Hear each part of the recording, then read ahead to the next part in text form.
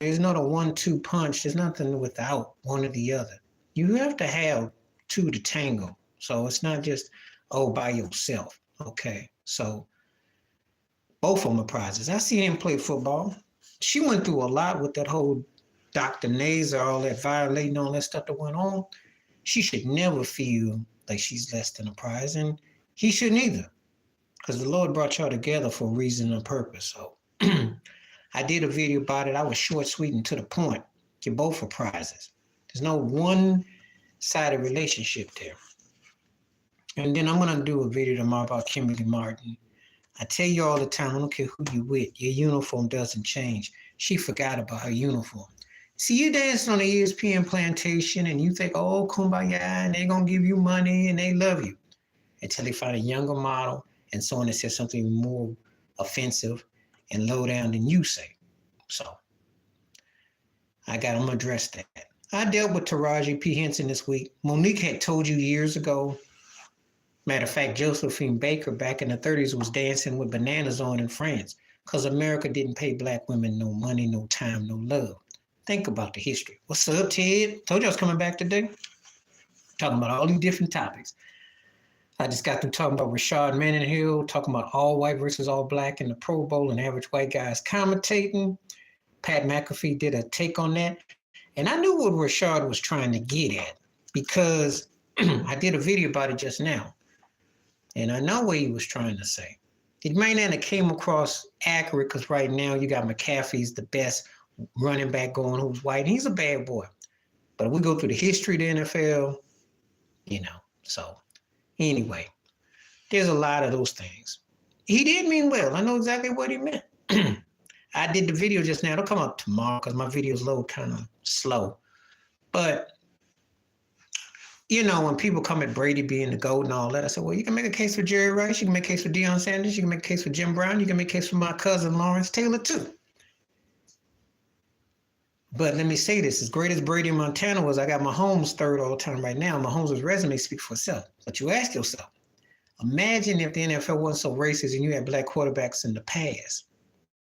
So, I'm just saying. We didn't get Warren Moon at his apex. Doug Williams won and he ran him out the league. Randall Cunningham was coming along. We never really got Broadway Joe Gilliam or James Harris. We didn't get black quarterbacks to really know how this could really have turned out. So we don't know. But I know for all that slurping and do of Aaron Rodgers that Mahomes is more made than him.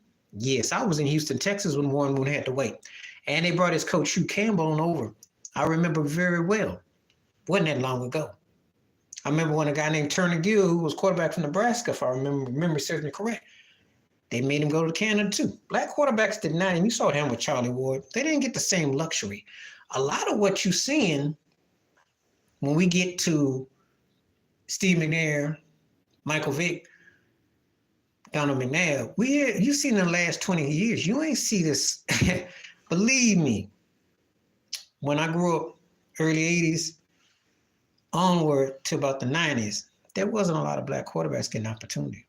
And as a matter of fact, Mahomes and Jalen Hurts were the first two to start against each other in the Super Bowl. So that should tell you how racist the NFL is. Don't get me started because I can point it to you. Or Tony Dungy versus Lovie Smith, 2007 Super Bowl, first time two black coaches going against each other. We're talking about the really recent memory. It's embarrassing. Yeah, I already know about RG3. That's why he got the gig. That's the only reason why he got the job. Because he grins on cue. And like I said before, I was there with Warren Moon. I remember. And he came in, and if memory serves me right, his passer rating was right between Montana and Marino. And that's that year Marino was unstoppable. And Montana beat him in the Super Bowl.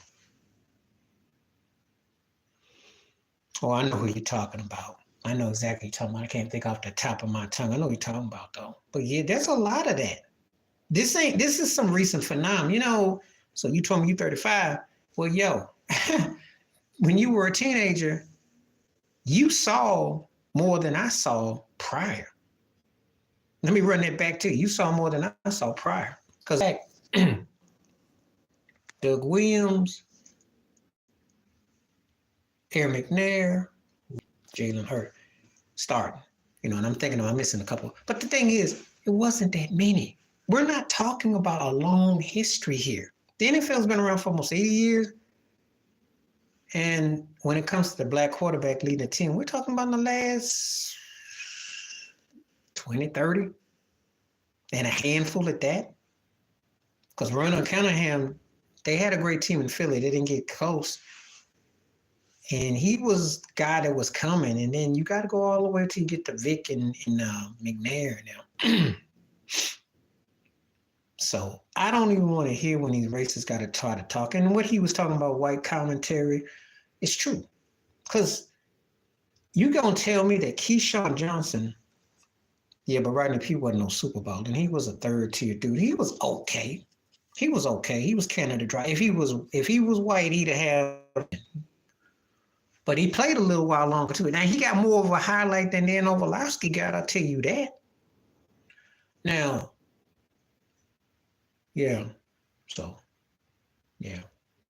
It's fairly, to be honest with you. But when you started seeing Michael Vick, what you saw onward, that's what it's really been like. Even in my lifetime. It's really, because once I get past the Doug Williams, Warren Moon, Randall Cunningham, and maybe if I want to throw Vince Evans, Vince Evans was a journeyman, a few here and there, but the black quarterback leading the way in the NFL, man, that's been like the last 20 years, pretty much since you were 15, the last 20. What you've seen in the last 20 years, that represents about 85 to 90% of what I saw black quarterbacks growing up, which wasn't a lot. So I don't take nothing from Brady and Montana, but think about it. Those cats got 11 rings between them, and they were in 14 Super Bowls, okay? So we would need, if you combine Russell Wilson, Mahomes, oh God, you need a whole lot more to make the hair. Yeah, I remember that. And the thing about it is he was a scary freak. I mean, he was like the first quarterback I would say that was like a Madden. Like he was scarier than Cunningham because he could throw the ball 50 yards on your eyeball and run on your butt. He just never had a receiver. He was stuck with Ashley Crumpler as his tight end. He had no receiver. There was no Andre Rison when he played. That's another thing about the black quarterback. Usually when they come along, they don't get what Mahomes is so great because he still won in spite of with a Juju Schuster last year. But most of them don't get that receiver. That Cam didn't have that. Never had it. I can tell you. A Tyreek Hill, that's a rarity. Black quarterbacks don't get saddled with top-tier talent around them. White quarterbacks get saddled with top-tier talent even if they don't win nothing, like Matthew Statpad did before he got traded to the Rams when he had Megatron. So there is a difference with how they even get the kind of hookups they get. Black quarterbacks like Cam Newton won MVP without a top-tier receiver. Think about that for a moment. When people be hating on Cam, Greg Olsen is like, what did he have? Did he have a Steve Smith Sr.? Please help me out. No.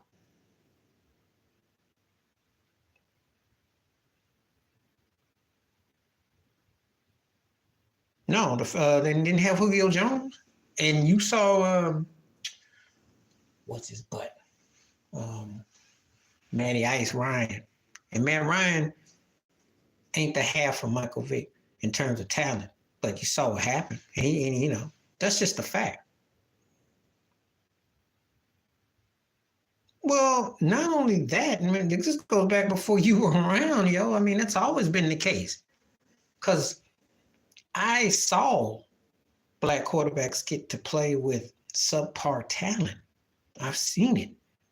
They didn't get the same luxury as their white counterparts. Peyton Manning had Marvin Harrison, who's one of the greatest receivers ever. Kurt Warner had Larry Fitzgerald. Jim Kelly had Andre Reed and James Lofton to boot. I mean, what I'm saying is they don't do that to them. They don't do the same. Well, Brady had Moss, but he'd already won. But the thing about it, when he got Moss, that's kind of like that kind of said, well, okay, He is as great as Peyton Manning because when you gave him something to work with, he put up crazy numbers. That's on Belichick, though. Because Brady showed you, you give him something, he about nearly turned the lights off the NFL. I mean, they were incredible. They were incredible. No, he didn't. I mean, I like Ernest Givens. I like some of the talent he had, but he didn't have what they got. And you got to remember, he lost 5 or 6 years of his career because of the racism in the NFL with black quarterbacks. I lived in Houston. I remember they had Dan Pastorini and Ken Stabler, who was drunk. They didn't have Moon got in. You'd have given Warren Moon, Earl Campbell, and Kenny Burroughs. They won. They got on the Super Bowl. And, no, he never had that. Roethlisberger had AB, and he had Hines Ward. And he had Jerome Bettis. See, had an incredible, and matter of fact, Randall L threw the best pass in that one Super Bowl against Seattle, because Roethlisberger like he was drunk. He had D. Metcalf, but that was after the fact.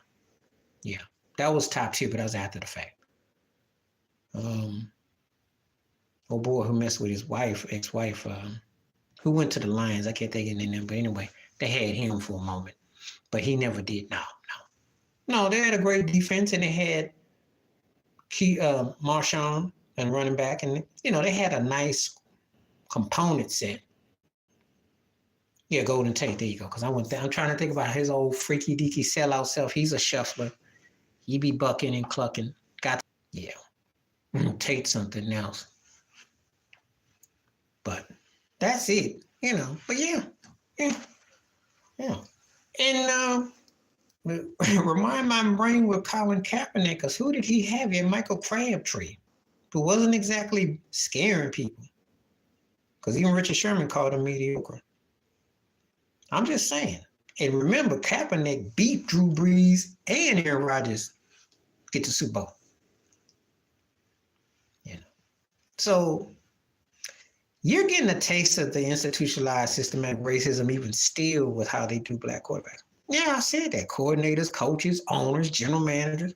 I know what Mendenhall was getting at. I know what he was getting at because it's true. Because all they do is give you all them slogans in the end zones and let's end racism and let's kumbaya and all that. But they still play the good old boy network.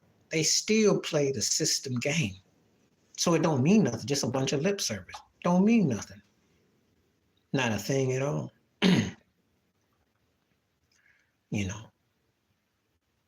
Well, he did. Because now they want you to take a knee for Israel, and they want you. He brought to light. The thing is this.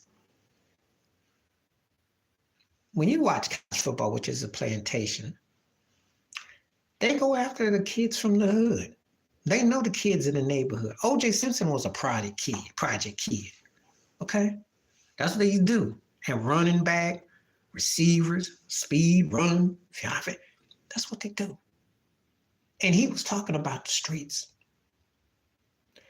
He brought that to the light because he was tired of being a black man getting profiled, which happens way more than people want to acknowledge or admit, even to some of those very athletes. That same cop will be in there with a hot dog in his hand and a drink and go, woo, yeah. And then 20 minutes later, you get in your nice car, and he's pulling you to the side. Think I'm lying? Stories are out there. They mess with you. So Cap, no matter how his career ended, let me tell you something. I seen some whack busters who still keep a career who don't have half the resume as Cap. You gonna tell me Zach Wilson should still be having a job? Can you tell me with a straight face, what has Baker Mayfield done that's better than Kaepernick? Please do. So it's a lot of this acting that goes on, a lot of this, Oh, yeah. They do. Because it's like we're going to play for Team Spirit, and then they ain't got no use for you, treat you like a slave. Mm-hmm.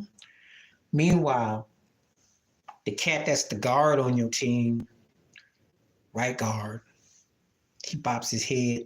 He gets hooked up with a job with the school. He might even be dating the vice principal's daughter. And then he gets to run for local council. So they got him straight for the next 30 years. See, that's the kind of reality you deal with. Meanwhile, if your behind goes pro, then they will give you a local statue and acknowledgement as long as you're a good, clean Negro. As long as you stay scandal free and you're good. But they weren't gonna offer, they'll treat the third tier cat like he's a prince. They'll treat you as great as your talent was. You're like, well, we're glad for you. Now you'll go away. Come on back and donate some money. You know. So that's the reality you deal with. That's the reality you deal with. So it is like that. Mm-hmm. It is like that. So happens to quite a few people I know. I had a buddy told me that story.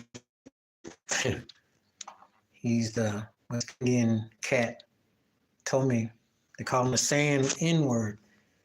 Guy looked him dead. Now that guy has got some kind of prestigious gig or something. So that's how it go. You know, that's how it go. That's how we deal with it. So, but anyway, I know what he was talking about. So yeah, and I dealt with Simone Biles' husband, and I'm like, everybody. And then I dealt with this John Schneider thing about Joe Biden. Because he wished he did leave. And I'm like, that's an offense. But Bo Duke coming out talking like that, yeah. That's how they really think out here about you. John Schneider was on the mask the other night. But he's wearing another mask, a KKK mask. I call him like I see him. I don't care. I'm happy for what she had to overcome because she's one of the greatest Olympians ever. And she had to deal with that evil, freaky pedo doctor. And she still is dominant. But I tell her and her husband are both prizes to one another. There ain't no one-sided affair. You meet a great woman, that's a gift. If a woman meets a great man, that's a gift. Don't act like, oh, you lucky to have me. No, it works both ways, you know. So I don't think that you should let that ever be said. It's a blessing on both sides, not just a one-sided affair. Unless, of course, you pimping and you cool with being talked down upon.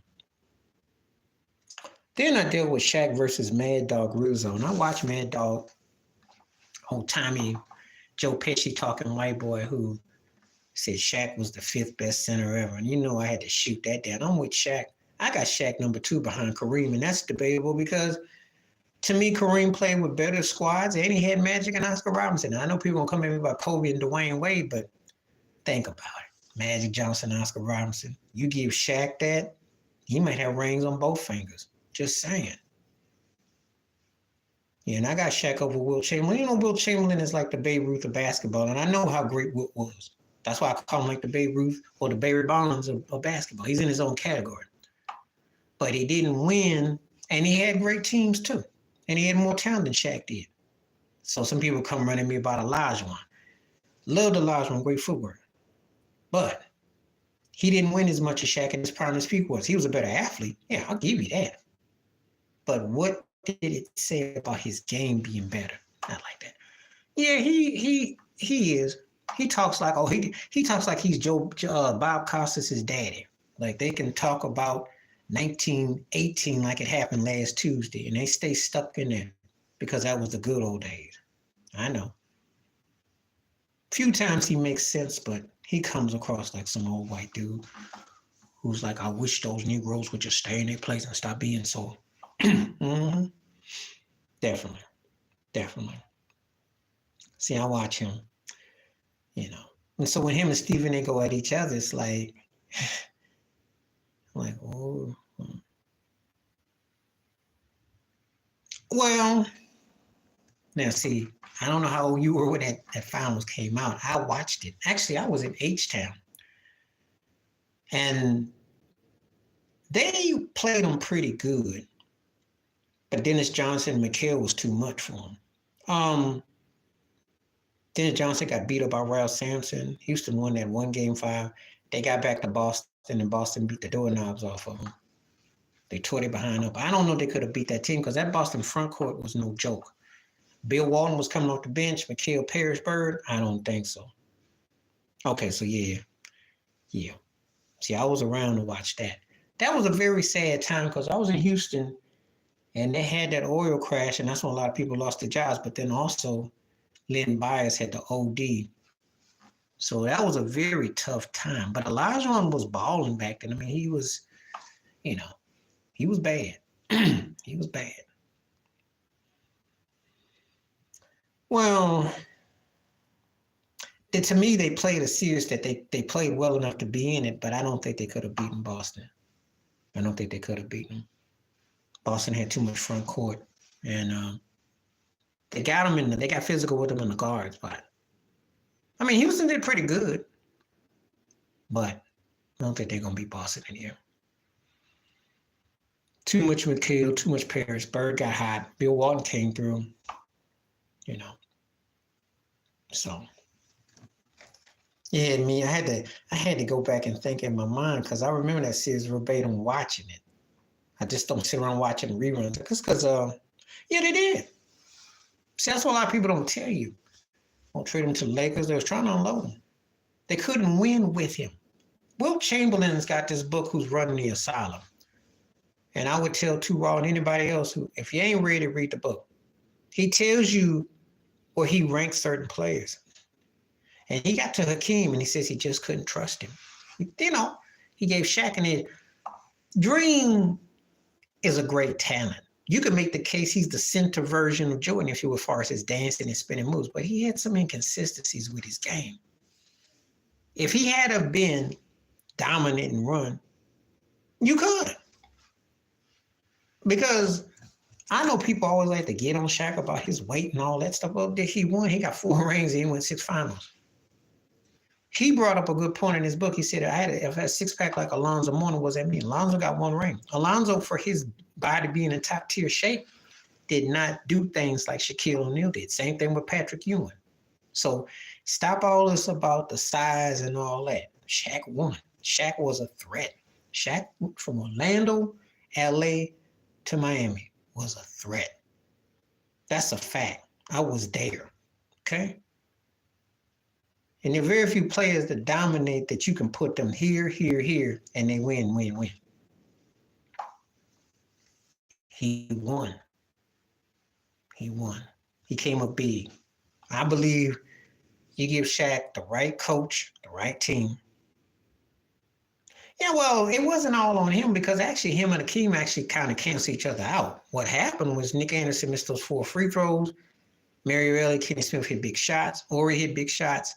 The Rockets, Clyde Drexler was in another level that Penny Hardaway wasn't at quite yet. They had the right chemistry to finish it up. That's what it was. It wasn't coming down to how big and strong you are because you got to go through those growing pains. But the fact that he was in the NBA Finals his 3rd year lets you know. And I know some people hated he was picked as one of the 50 greatest, but hey, turned out in hindsight, it was the truth. Turned out in hindsight, when they beat them, Horace Grant was the X factor, though. I'm going to tell it like it is. I'm not going to, because Horace was hoisted out the air out of United Center. That's why they went and got Dennis Rodman for Will Perdue, which is one of the most lopsided trades to this day. If you never saw Will Perdue play or you see his highlights, you understand how lopsided that was to get Rodman for him. Jordan don't win no more rings if they don't get Rodman. Rodman was a difference maker. No, he did not stop Shaq, but he could annoy you and tuck up under you to get physical with you. He knew how to use his body in ways that most guys still ain't figured out. And Rodman is everything that Draymond Green will never be. But yeah. And Kevin Garnett was right. When Jordan left, Shaq became the man. Now you could sit here, I can sit here and tell you that Vince Carter and Kobe were must-see. They was coming. Vince Carter was must-see TV before Kobe got going in. Iverson had the streets. And Duncan was that dude that was a threat, but no one cared about the Spurs later, but he was a threat. But Shaq was that dude. Everybody was like, you gonna win? You that dude. So I was there. And it's no lies with that.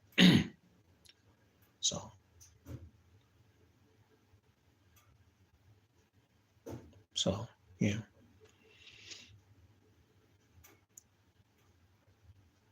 You know, the Magic played a really good series. Well, I'm going to say it like this, having followed his career,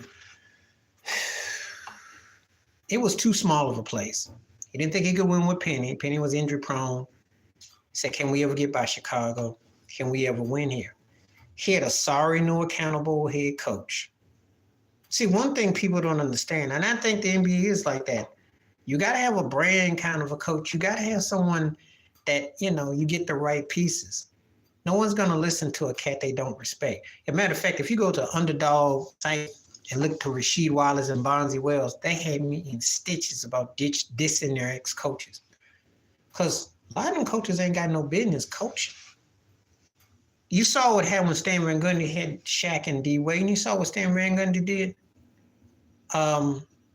when he had Dwight Howard. Couldn't coach that kind of talent.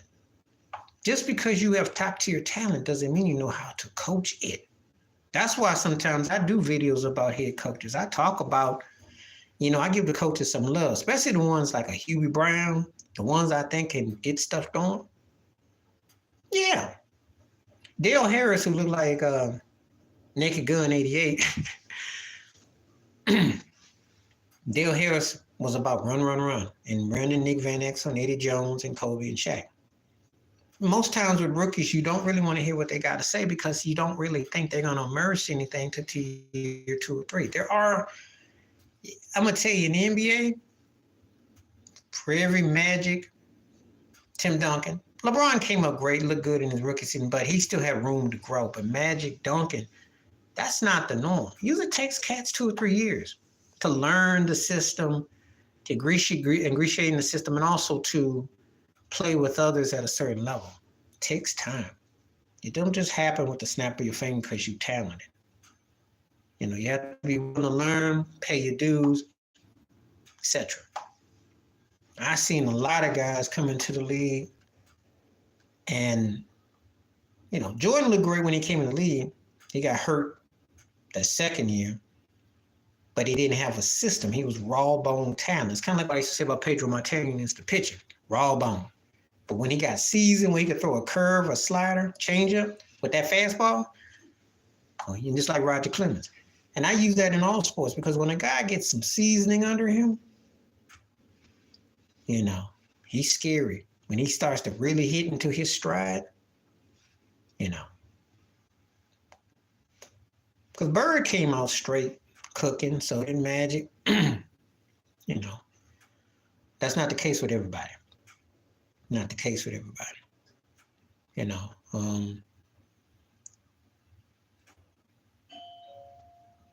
Well, the running Rebels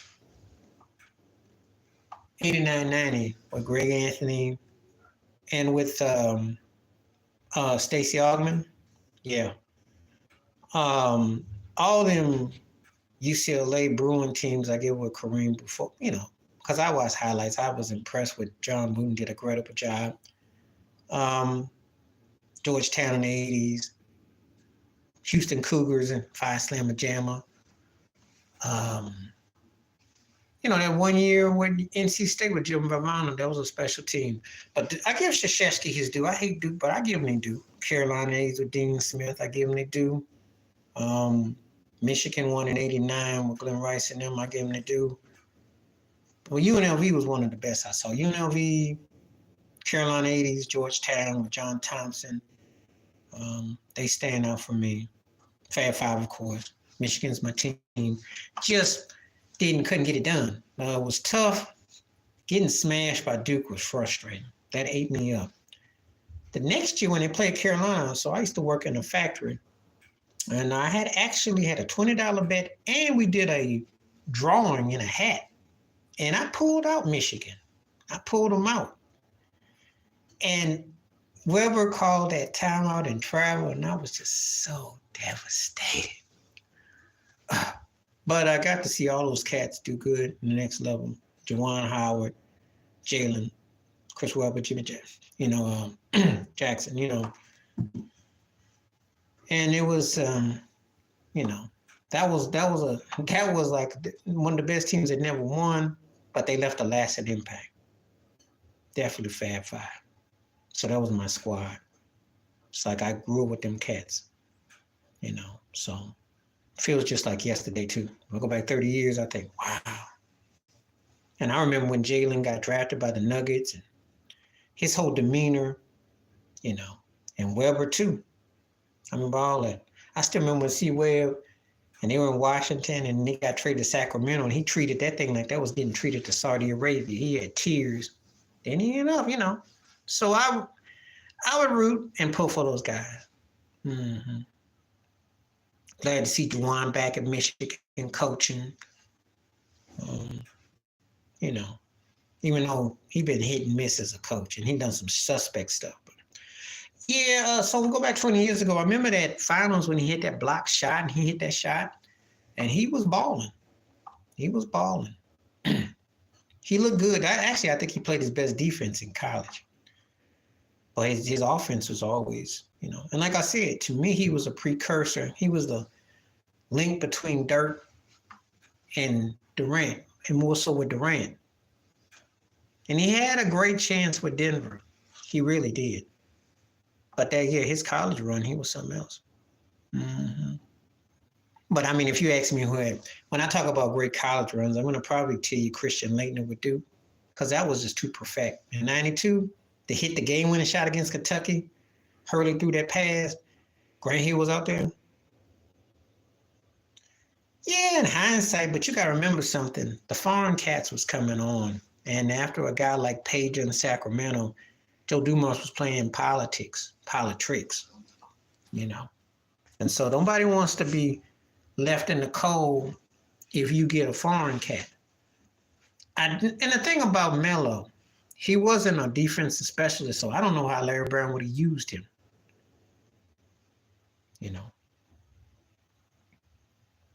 Because to me, and I am glad as a Miami Heat fan, to me, Dwayne Wade would have been a better fit with the Pistons. Drive to the hole, and him and, you can rest Chauncey, you can rotate. That would have been sick. With a dominant low post presence, and would have been sick. Melo with them would work if they were 5 years or so years into, and they hadn't won and they needed a guy to be a freestyle cherry picker scorer. Yeah. Because to me, Melo with Derrick Rose and the Bulls, when they had Joakim Noah, or with Zebo and Gasol in Memphis, 4 or 5 years into his career, when they needed that score. I'm saying D-Wade would have been sick in Detroit. You put him with Wallace's. Remember, they got Antonio McDyess the next year. So the rotation would have been sick. But nobody ain't gonna listen to me though. And no one will tell you, I know I'm one of the biggest D-Wade fans because I still say he's tied with Kobe for second and the two greatest two guards because I tell it all the time. Kobe was a better scorer because D-Wade didn't have that three ball and didn't score like that. But had he played longer, 25, 30,000 points would have been out the question. His defense is right there. His leadership is right there. And also, he's one of those guys that, aside from Steph Curry, he knew how to defer the ego. So, but yeah, you could put Wade a lot. I got MJ, Wade and Kobe tied for second, and then Jerry West with Drexler. I was going to have Kobe and Wade tied because I would agree with Scottie Pippen. It's too close for me with them two. And to me, they were the best of both worlds. They about neck and neck for me. Kobe had the scoring. But if you give D-Wade a Shaq or LeBron, you give him with someone to work with, He'd have, because you remember, 3 rings, 5 appearances. Kobe, 5 rings, 7 appearances. And I know that's too different, but you think about the math. And Wade would definitely match that with someone. Because you remember, he lost out a couple of years by having nothing. And he still led the league in scoring. Could have been a league MVP. And he definitely matched in the second half. After Kobe got that last ring, Wade was, still top 5 in the league up to at least 2012. So it all depends how you look at it. Jerry West, credible scorer and everything, but played with great teams and had great teammates. I don't think his individually as a player, one of the greatest ever, but I don't quite think that I can put him with those guys in terms of getting it done, because those guys got it done. Just like D-Wade got it done. I just don't look at West getting it done. I think he played with Elgin Baylor, Gail Goodrich, and Chamberlain. Give Dwayne Wade that. Kobe too. Jordan didn't need it though. That's all I gotta say about that. But to each and their own,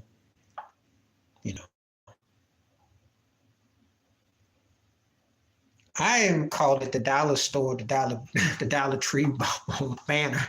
That's what I did videos. I've been saying that left and right. Well, it's because they have to trump up anything to make a mediocre team look like there's something. That's what it is. And I know they're going to come at me and, oh, he scored 40 points last night and he had a great game against OKC. They still gave up 120. They're not going to be no OKC no 4 times in no playoff series. Them legs are going to get shot.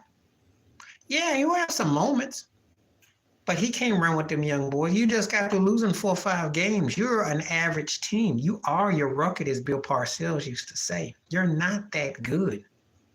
You're going to be crying to make trades and you can fire your coach. I might do a video about that tomorrow.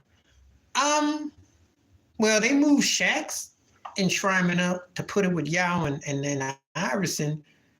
I don't have a problem with it in the sense that if you're great and you're Hall of Fame bound, you should be in. Coaches do it all the time. I don't think it's too far-fetched.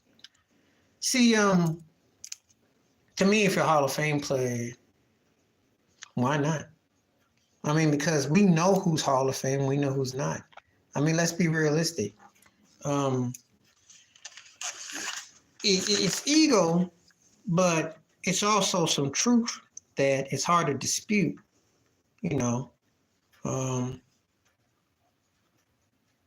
because when Jordan retired in '93, they built that statue as soon as he retired. So was that wrong? Even though he retired at 29 the first time, was it wrong to build a statue when he had just retired after winning the championship? Sometimes they make cats wait 5, 10, 20 years. So you tell me. All depends how you look at it. I can't really say he wrong. I know why it don't happen, because managers get to manage stay 67 and it happens. But if you're a great player and they put you in, and they make it up as they go along anyway. Yeah, but I just think that if you're a great player, I don't know, they make rules up. Just like there's some players who have to wait till they're 60 or 70. They make them wait forever and a day. So I don't really, because I think the Hall of Fame is kind of hokey anyway. I think it's hokey because if you're great, you're great. And if you're not, why you, I'm sure he's not the only one who's ever thought of it though. I know he ain't.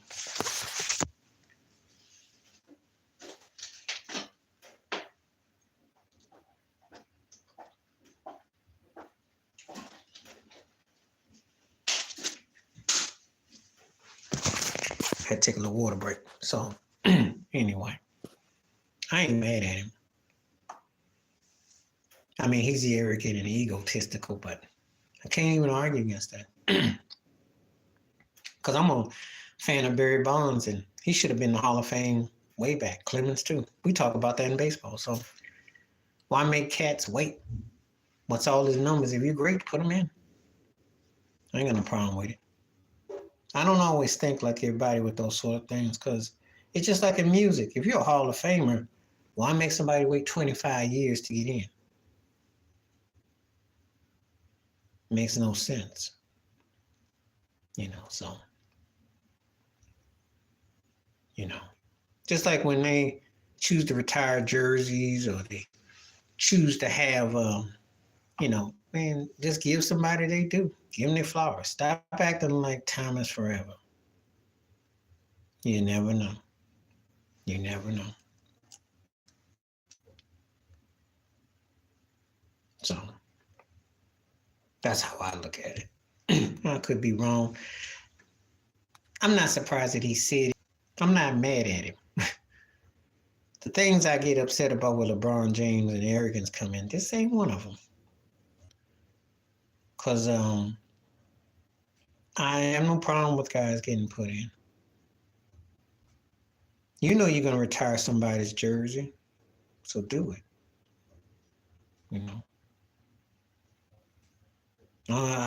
When I watch the Dallas Cowboys and I see Tony Dorsett's 33 and retired, that's sad to me. Just like somebody got issued O.J. Simpson's jersey in Buffalo. That shouldn't happen. Michael Irvin in Dallas. Or even Drew Pearson. That shouldn't happen. There's certain things that, so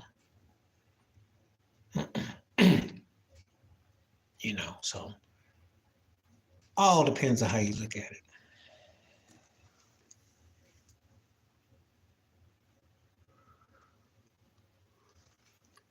Let's see what's up. So,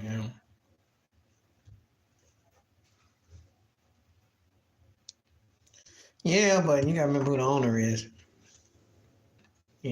Robert Earls.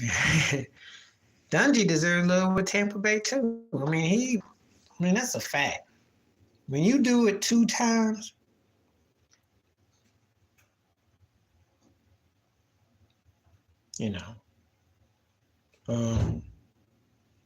but you know how I go.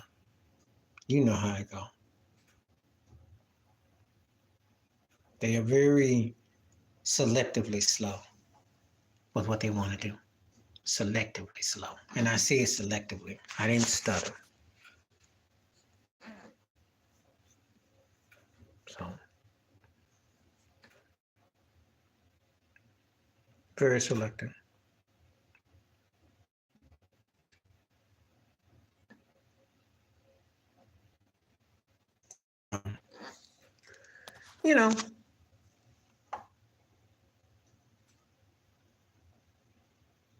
Better because he had Sean King. If you remember that game back in '99 when Tampa Bay played the St. Louis Rams and Kurt Warner hit Ricky Prohl and they won that game was 11-8 or something.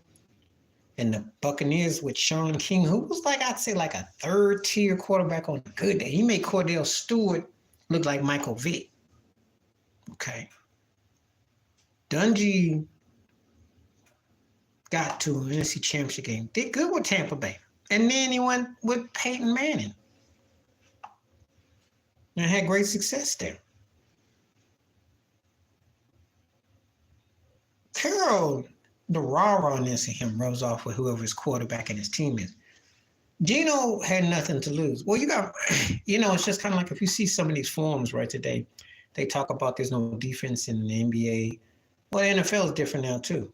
Guys got more opportunity to look better on offense. They don't get it twisted. Let's not get it twisted. Geno is still a 3rd-tier quarterback, okay? And Locke is still a 4th-tier quarterback. Let's not get it twisted.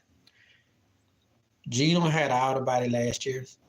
Nothing to lose. Now figure if you've been around 20, 30, 50 years quarterbacking, well, sooner or later, you ain't going to make but so much play. Yeah, but let's remember when he was in Denver, he sucked, okay? They got rid of him with quickness. Because once Peyton Manning's backups, they were stuck with some real poo-poo quarterbacking, okay? And Luck sucked, okay? Well, he had a couple of nice passes in the game against Philly, so give him credit. He had some nice passes because Philadelphia's soft zone allowed him to hit some passes down the field. Some single coverage. He had some He had some plays. If you give up 80 yards with that time in the game, you're going to lose. I blame that on Philadelphia's coach. You go soft coverage, guy feeds it, he hits quick passes. Seattle actually has a good offense. DJ Metcalf is a top tier receiver. They got some parts. They just don't play no defense. The legend of Boom is the legend of Loom now. They ain't got no defense. So they got to do it all on offense. But let's not get it twisted. Locke is not going to take over Geno's job. He ain't good enough. If he was, he would have had it. But he's a decent enough journeyman backup quarterback who, at best, would probably be battling Baker Mayfield for a backup role, if I'm honest. Just keeping it 100. Just keeping it 100. You know.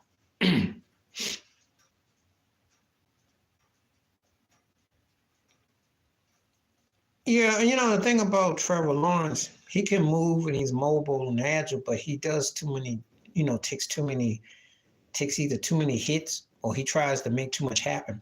He's got the right coach. I will give Peterson his due. Peterson can coach some quarterbacks. That man can coach quarterbacks.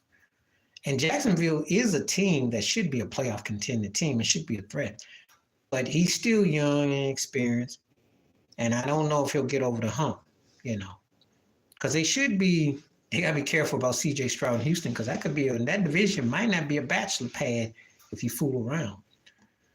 Yeah, Bryce Young's going to take some lumps. Give him a couple years. I don't think he's a scrub. I just think they play for a no-account team that don't run no offense, and then you got to learn on the job. And that's tough, especially when you got a young team who has no, there's no measuring stick to what they're going to go. So that's all. He had to take this beating. So.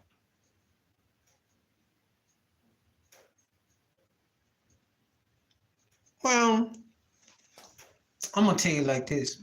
I like them all until I see where they go. I can't really, again, C.J. Stroud's a good example. Didn't see this coming when he came to Houston. I don't know. Like, Mahomes looked great in college. So did Lamar Jackson, who I won't hope the Bills would have gotten. But you can't really say until you see a guy, everybody's riding with, what's his butt from USC. That's who they think the Bears are going to pick up and get rid of Justin Fields. And I like him.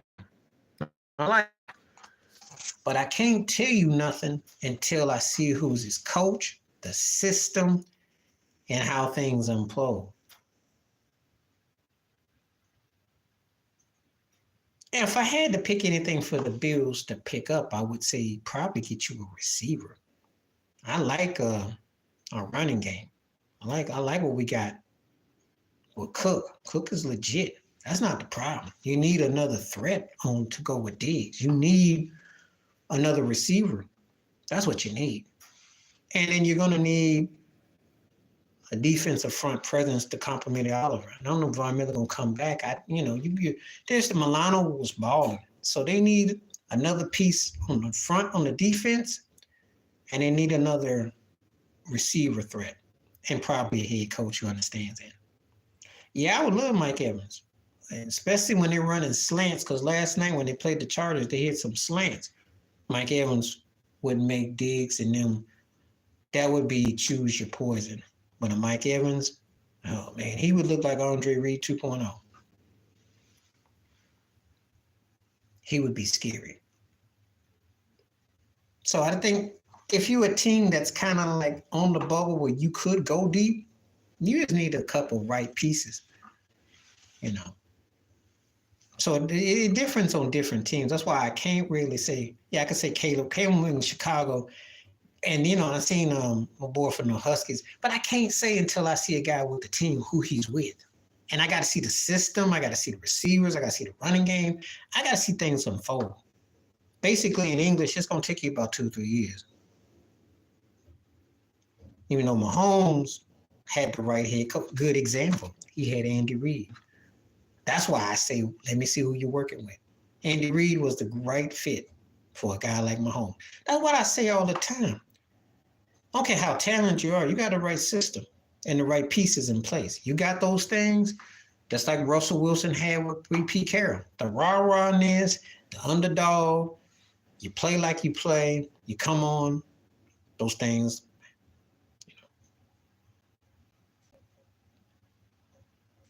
Well, Dak's not in my discussion because he's stunk up. He's had 3 lousy games.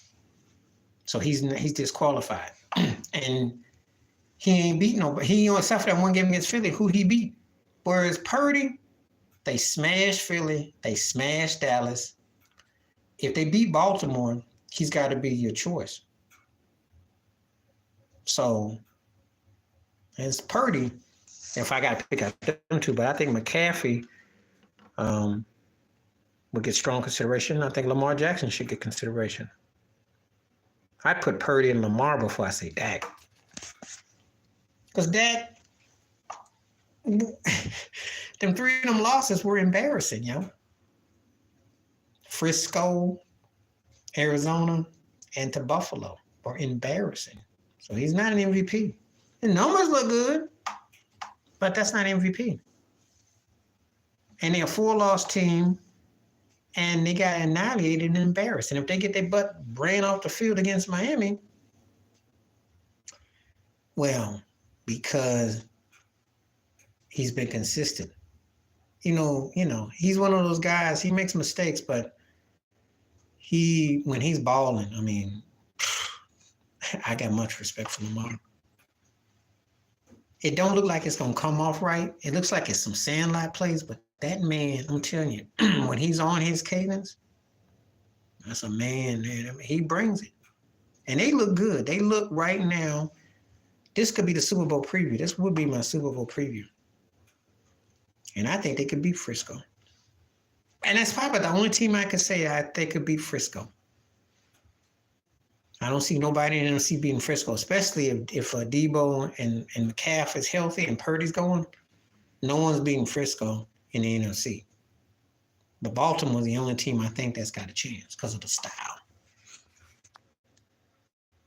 Yeah, he is, because once he gets moving, he'll fire on your butt and he'll hit you with bombs. As long as he don't turn the ball over and he's consistent, he's fire on wheels. So that's how I feel about Lamar. I've always held Lamar in high regard. Always have. Always have. I don't know if the media's going to give him any more respect, but if he gets in the playoffs and he wins a couple rounds, gets the AFC Championship, and he goes beyond and gets a way to get through Mahomes, he'll get much respect. Because right now, Mahomes owns AFC like a bachelor pad. That's just a fact. And Mahomes is the most dominant player the last half decade. He's on some Steph Curry too. Great. I like talking off topic. So I did a video about that. You know, he's a paperback brother, new Negro, as Pharrell Williams said, new black. But he got old black alignment. Well, they don't need him no more. They don't need him no more. They ain't gonna be no more Fast and Furious Part 88, and he ain't top tier budget no more. I saw some movie where they had him trying to act like a regular guy. Yeah. And, you know, he's basically a meathead, bouncer, third tier actor. Him and The Rock, except The Rock knows how to play that role, and he can sell tickets. Van Diesel, if he ain't playing the big swirly action hero, the light-skinned paperback version of Ving Rhames, basically, but without Ving Rhames' dynamic presence. Because Van Diesel's pretty dry and bland. Canada dry without the Canada, just dry. Ginger ale without the ale, you know? So that's what they want. But all it's going to be is sell out of court.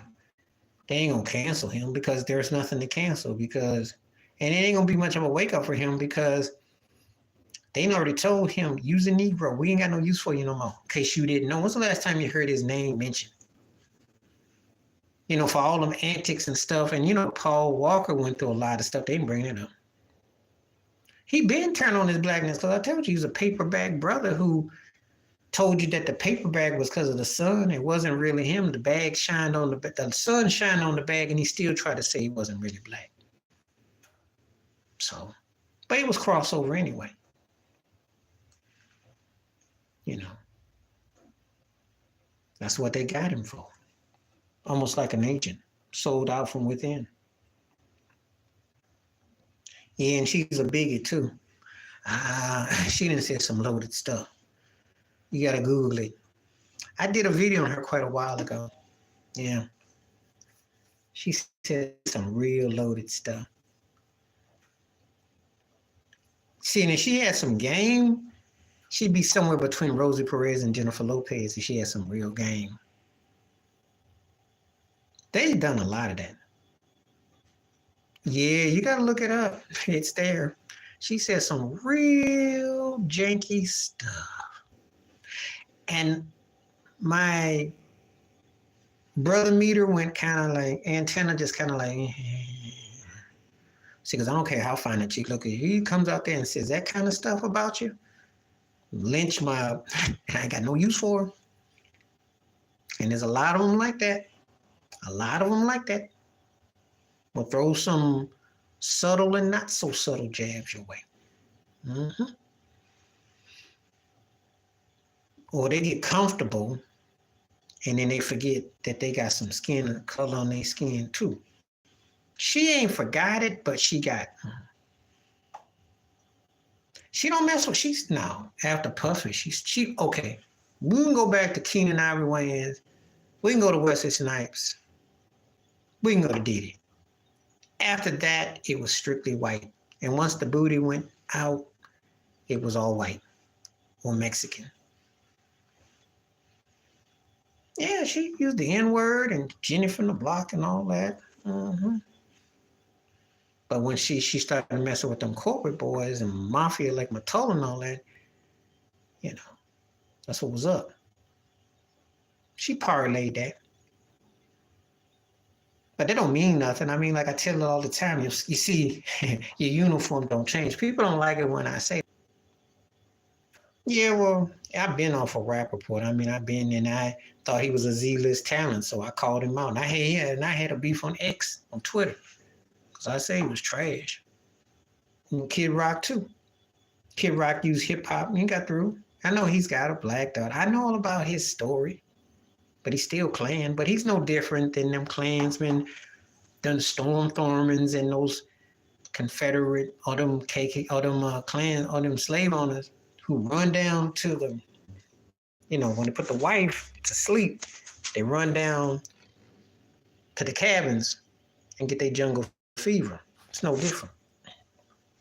No different. So, the same old same. You know. It's always the same. So white guy does that, he gets to stay pro-white. Black dude does that, they say, what's wrong with you? You know. They did. Did the same thing, go find a black buck and then wash it off. Go find a water hose, or go find a you know, a cow and squirt milk on your neck like you don't know what happened. Play dumb and naive. It's nothing to.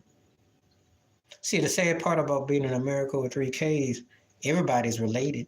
Everybody's like a cousin. Everybody's like a family. But the racism that is privilege, yeah, you better not get caught. That's what happened with Michael Jordan. Even though he wasn't the father of that one white woman, he had to pay $5 million eternity to, yeah. That was that story that happened back in 91. See, David Stern made that go away. There's a lot of that. I remember reading the Jordan Rules, Sam Smith book. If you ever get a chance, peep that book out. And it was somebody on the Bulls. They had it was a white wife. And they don't know who the white player was. And the baby came in black. That was a trip I'll read. Mm-hmm. It wasn't even so much about the white chick as much as that his actions, which were overblown, somebody wanted to knock him off the road because, Yeah, I know about that Nash Richardson thing. That was crazy. Don't She couldn't leave the state of Arizona because my homeboy was tripping. But I said Nash had some pimp in him. Yeah, and the whole thing with Tony Parker and Brett Berry too, with Eva Longoria. I think if you go back, read that one too. There's a lot of NBA, a lot of stuff. If you don't remember, that stuff was pretty big too. But anyway, Johnny Majors, yeah, this misdemeanor thing is comical because all he gonna be doing is basically doing cleanup duty on the sidewalk. He ain't gonna get no year in no jail behind that. But this misdemeanor slap, and I was on one of them sites and I said, well, Andy Dick still got a career, so why not Johnny Majors? Johnny Majors, misdemeanor. That's not that deep, not to lose all your endorsements. They got somebody who really wanted to knock him off the road. This is what they're doing to take him out is worse than his offenses. Now, I'm thinking you're guilty and you looking at a 10-year bid, 5, and they get you out for real time. All he got is basically a slap on the wrist and go pick up some litter duty. So why is it making such a big deal? There's more going on. There's more going on. But yeah, I knew about the Nash J. Rich thing. A lot of that is happening in the NBA because they be swapping checks.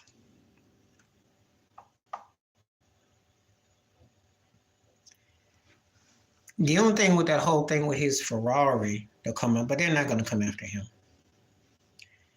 He's the Black Adonis for now. They make money off of him as an appeal. Now, if he had Chadwick Boseman's acting skills, he'd be Denzel Jr. Oh, yeah. Oh, yeah. Listen, she posed for Playboy. She been in a freak. And I'm a firm believer that she got pimped out by her pops.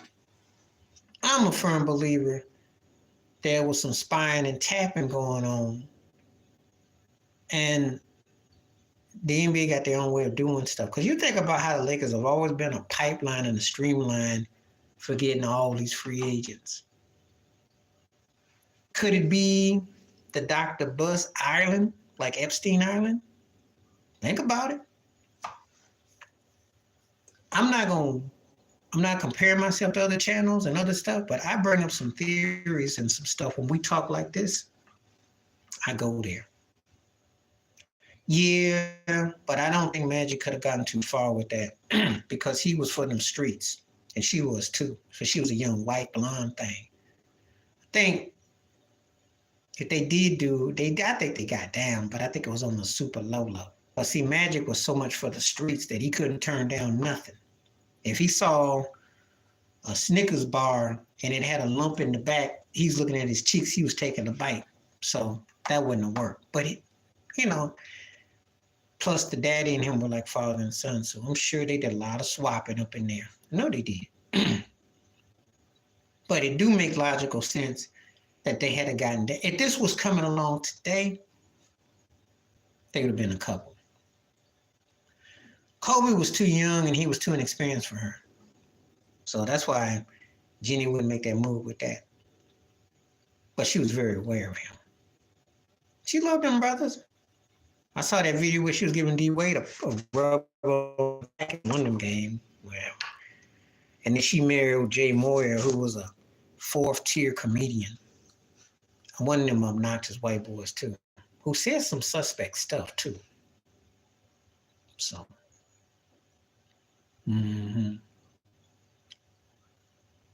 She always did. And I think Kyle Kuzma too. Because she was definitely fond of him, didn't want to trade him. I'm sure that whole thing with Udoka, you said suspect stuff like what? Well, you remember how it happened with Udoka messing with that white woman that was messing with that Boston executive. They whiteballed him for a year, and then they sent him to Argentina, to Houston, the coach, as a joke, and then Houston's doing pretty good. Well, suspect stuff means like you turning tricks. How do you think they attract so many top-tier free agents? How do you know that she didn't do some stuff for her pops to not get pimped? And before you come and say, oh, well, if you read about Ryan O'Neal and Tatum O'Neal, father and daughter. Not saying that Jenny and Jerry was into that kind of stuff, but suspect where you make some things happen. That's what I mean. And if she's messing with the players, she was engaged in the girlfriend of Phil Jackson, what would make you think she would have other ulterior motives? Again, on my channel, when I talk, I bring you to make you think. This uncut here, without being vulgar, of course, but when I do these lives, oh yeah, we go live. And I'm very suspect of that motive in LA. Very, very. Because you got to remember something. When Dr. Buss had Spencer Haywood, who was a great player and helped bring free agency stuff, them cats was doing coke on the sidelines, partying, messing with cheerleaders, having a ball. So what makes you think that Jenny may not have been on it? And they're the most successful, decorated NBA franchise. Think about it. Think about it. Phil is a typical white boy hippie who likes go along, get along, non-threatening Negroes. And he plays that role, but he also, don't want nothing to be threatening. So he really don't have any to really address that with. He ain't going to address that. But it was very wrong of him to say that it shouldn't be political. When he played in the 70s with the Knicks, they were called the Negro Bockers. Well, they used the other N-word. But there was that running joke that they were too black. You can't do that. So he knows. But this is the denial. See, if Phil was to come out and tell the truth, or Pat Riley, or Popovich says it, but he's got the reins, but no one takes him seriously. They think he's like that drunk uncle that talks crazy in San Antonio. Yeah, I remember Ori did. I remember. And so did J.R. Ryder.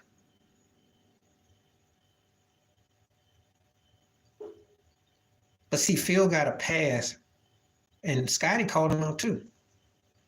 But you see, as long as you don't have Michael Jordan and Kobe Bryant and Shaquille O'Neal saying he is, the other cats don't really have the same voice.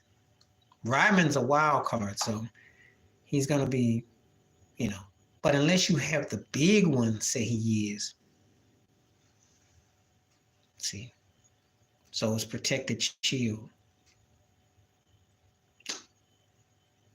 And I believe him. I believe Ori. I believe Jared Ryder. I know what he said about Iverson with them clothes. And I know, when he called LeBron's posse, which I'll say this. LeBron does like to run roughshod with Rich Paul and Maverick Carter because clutch sports gets to be annoying. But it's the way he worded it, which felt so loaded. Not saying Phil didn't have a point, but it's the way he could have worded it. And it came across like a old bigot. So. Mm-hmm. So I know he is because he's bought and paid for a coach, and I'm losing respect for him because he's always got all these, Anthony Davis, he's so great, he's like Tim Duncan Jr. and LeBron. He's got all these superlatives, but his team don't play no defense. They're an average team. They're not a real threat. And that's why Rasheed Wallace didn't want to come on board because he knew he was going to get bought and paid for. I get it. No one wants to be stuck with somebody that has to defer. So no. I don't blame him. And he was a tough, hard-working second and a half, third-tier player. Had some hops in him. I remember that. Big, strong dude, but, they pick guys who they want. But I don't see where he's done anything any better than Frank Vogel. I don't really see it. They got some more free throws, but I don't see where the team is so special. Because if LeBron don't go off and play, Well, he sucks. D'Lo should never been brought back. I think I remember he was a snitch in that locker room, and he couldn't even hold his role. He's a 17, 18 point a night man, which is good, but not in this day and time. And if he don't play no defense and he gets exposed on offense, he's a real liability. So, you know.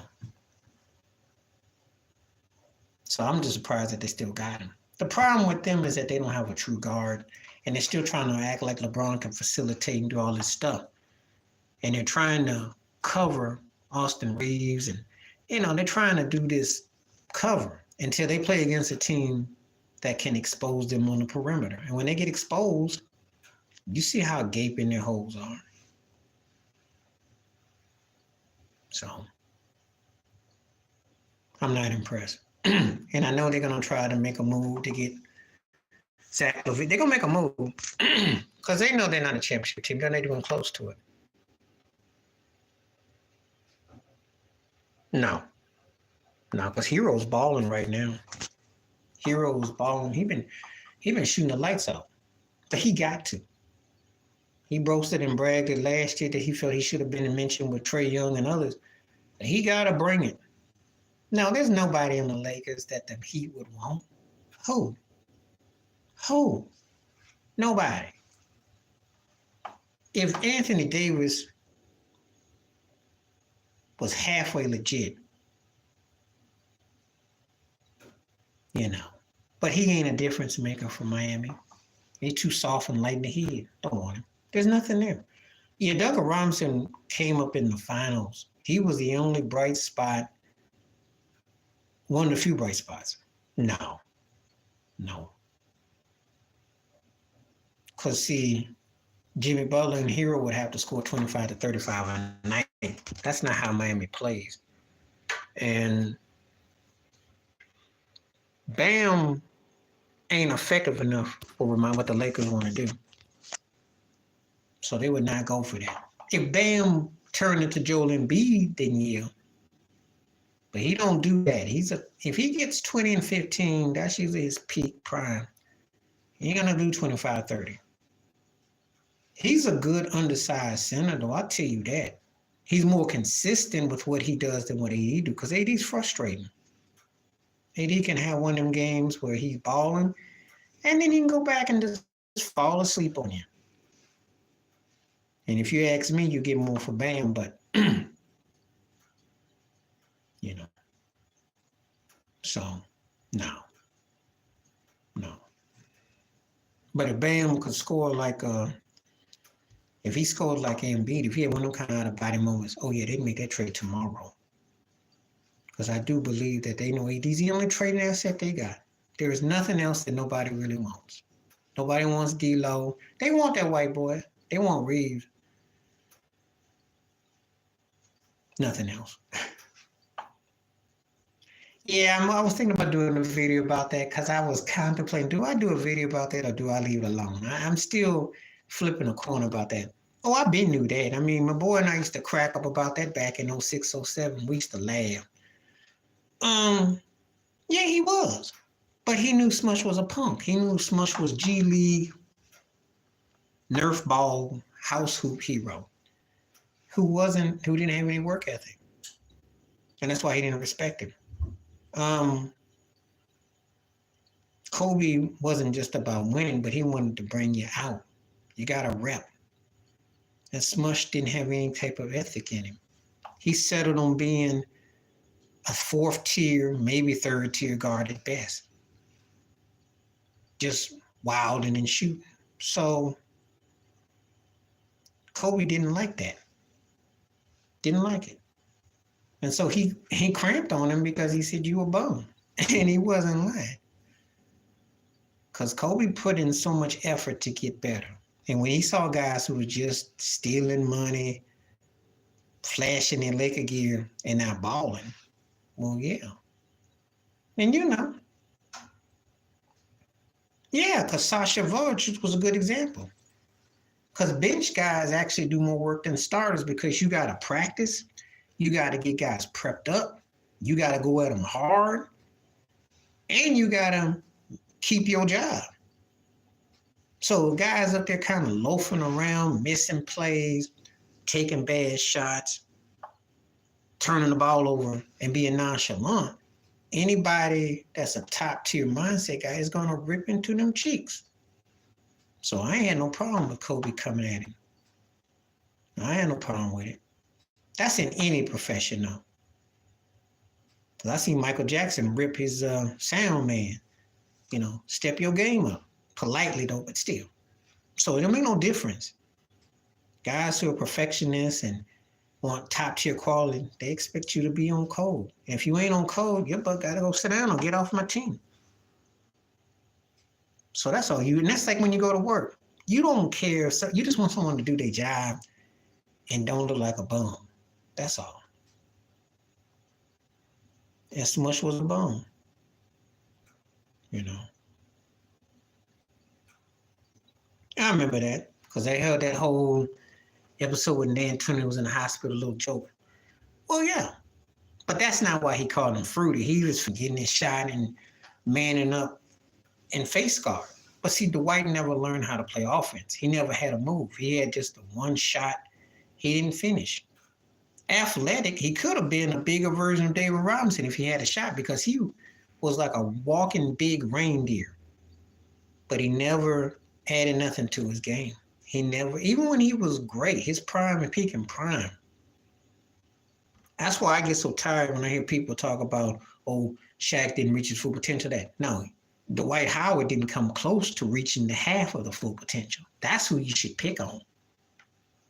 Because this guy can still play today and give you a broke Dennis Rodman routine, and he give you a different reincarnation. He's even shooting threes today. He's reinventing himself, but he didn't give it to you. That's a guy to have problems with. Guys who don't never reach nothing, who could have been and should have been one of the greatest players ever. That's the guy I got problems with. I mean, everybody else knew about the other thing about Dwight, but he just didn't play with the emotion. Not so much Chuck, because Chuck could move, but Chuck didn't really change it like that. I mean, his position, and Chuck played out of position. Not so much Chuck, it was Shaq. Because the hack of Shaq, the free throws, the 24 fouls, Chuck wasn't that dominant. Like, Chuck was bad, but he wasn't dominant like that. And I'll tell you like this, the best version of Barkley was before you were born, and probably when you were about 3 or 4. When he got the Phoenix, and they got to the finals in 93, you about 5, but the best of him, the real rawness of Barkley, was probably like 84, 85 to about 90. That Sixer era, when he would go coast to coast, the round man, he was something else. He was something else. And he was bad in Phoenix, but the Philly, he'll be to tell you his truth. He squandered about 3 or 4 years in Philly because he didn't have the right squad. But his skill set, he was top 4 or 3 easy. Easy. Because Magic, Jordan, and Celtic aside, Barkley was in that discussion.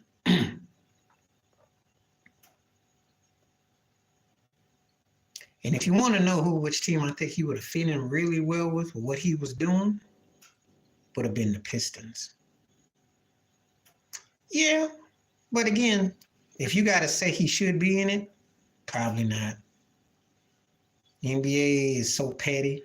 The NFL is petty too. Baseball is the pettiest of them all. And as open as the NBA likes to protect themselves to be, they'll make a Negro wait, especially if you ain't on all fours. So,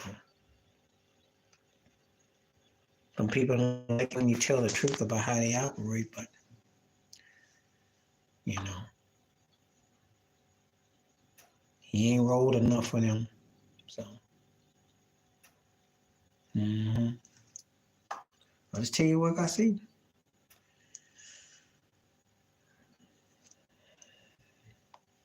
I don't know because Ewan like to fade out a lot. I don't know. And I don't know if Barkley would have fit with Pat Riley because he wasn't going to condition himself to get lighter. And I don't think a lighter Barkley would have necessarily been effective. I think he was right where he was. I say the Pistons because if he played with Isaiah and Dumars, Rodman was coming off the bench, he would be, offensively, he would be scary. Because you got to remember, if you give him and you got Vinnie Johnson off the bench, the microwave, then you had Mark Aguirre after they got rid of Adrian Danley. Been scary. Yeah, better offensive version, but that don't mean he'd fit in with Pat Riley. Pat Riley like a certain type of player. I don't think Barkley was his type of player. He would have gotten at him about his weight and conditioning, and I don't think that would have worked. I don't think it would have worked. I think Barkley with the Pistons would have been scary.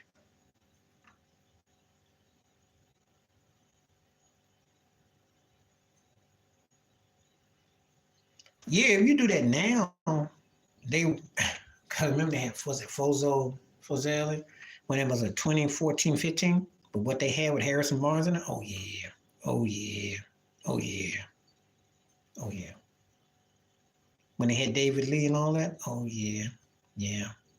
But Curry and Clay, oh yeah. Because he was the best player on the Dream Team to me in '92. Barkley was. You know, he ran like a deer. He was quick. Like I said, you know, we always get into who's better out of him, Duncan and Karl Malone and all that. Barkley was the funnest to watch. He just didn't have the ethics of those two guys. He didn't have Karl Malone's long dedication. He didn't have Duncan's drive and stamina to keep it. But when he was in his peak in his prime, he was that good.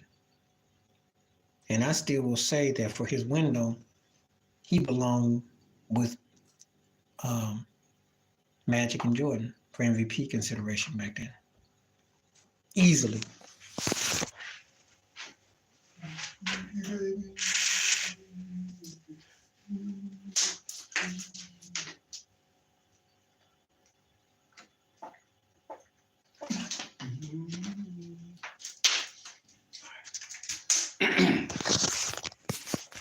So, had to clear the throat. But yeah, that's how I look at him. So, I'll give you that.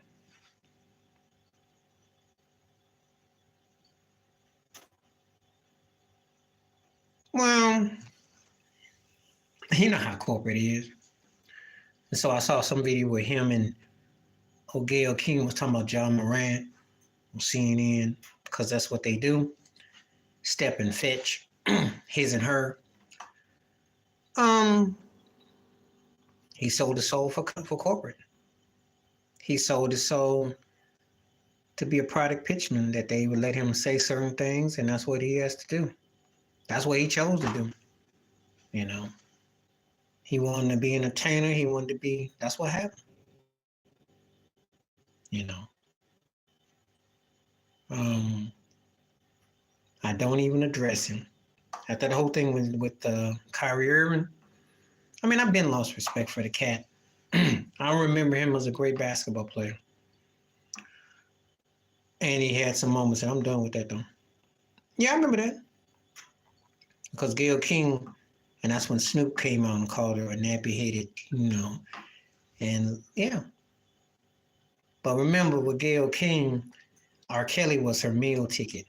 And that's what got her some journalism credit.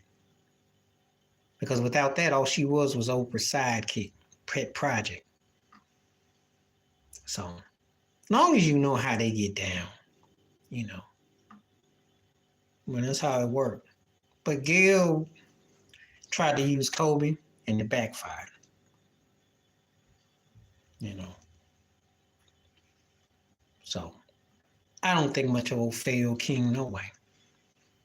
I didn't really like the R. Kelly interview, no way, because he should have had someone talking, and the way it went down, there was too many things that just shouldn't have been said, but she used that as opportunist.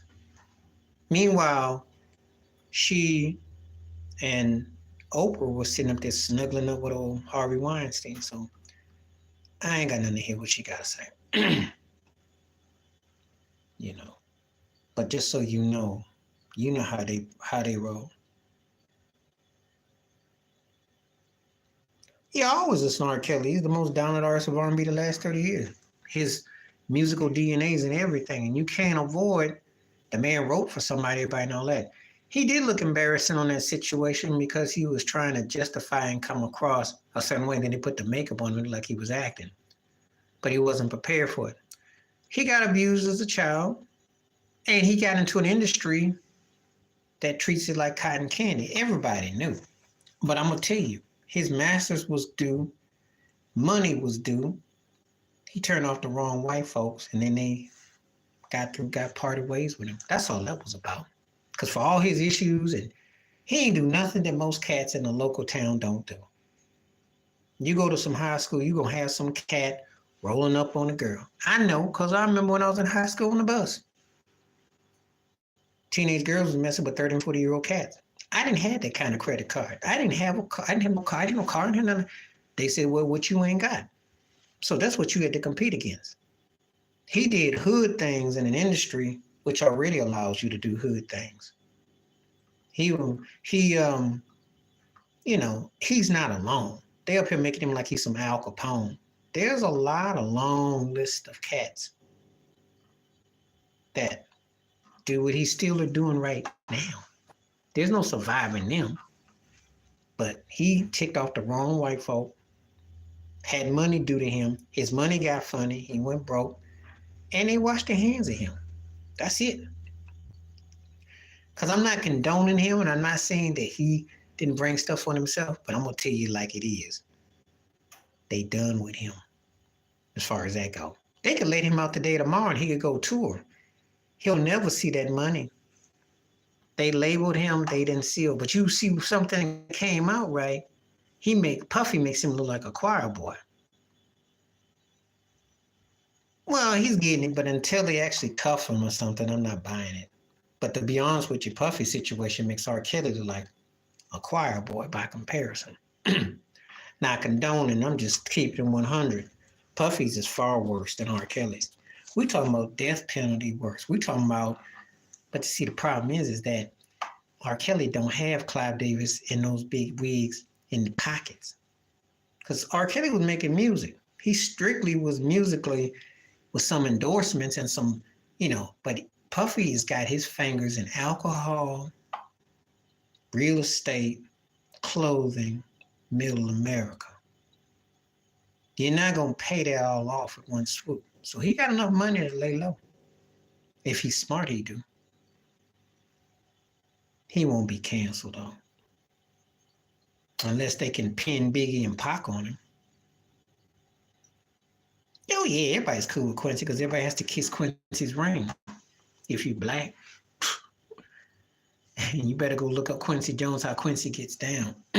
Quincy is all friendly with all the people. Mm-hmm. Read however you want to read on this thing. You can listen to Professor Griff talk about Quincy. I believe there's a lot of stuff Quincy got away with because they made him gatekeeper, one of the most powerful black people in Hollywood. How do you get to that position? What do you think? So,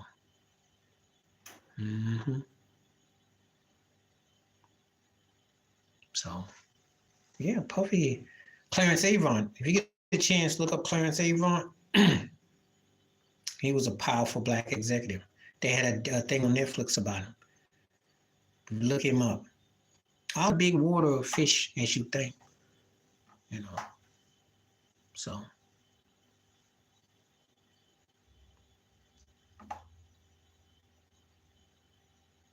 Well, Drake, I heard about that. They all do. It's just a matter of who they want to put the clamps on. Like, for instance, if they wanted to go after Trey Songz now, who has no songs and doesn't have that kind of money, but he did roll up with Obama. He did some movies, Marlon, Had a little career, nice little cute career, but they could take him out like a cockroach, just like they could do C Breezy. They picking, and they said Rocky could be in trouble too. They pick and choose. Like, you're gonna throw these cats at me. I can tell you, they all got video on everybody. Most of them was drug peddling, pushing young girls, and got a videotape on them, and they didn't cheeks for checks. I tell you all the time, cheeks for checks. It's just a matter when they want to pull them to the side and expose them. But all of them got cheeks for checks, though.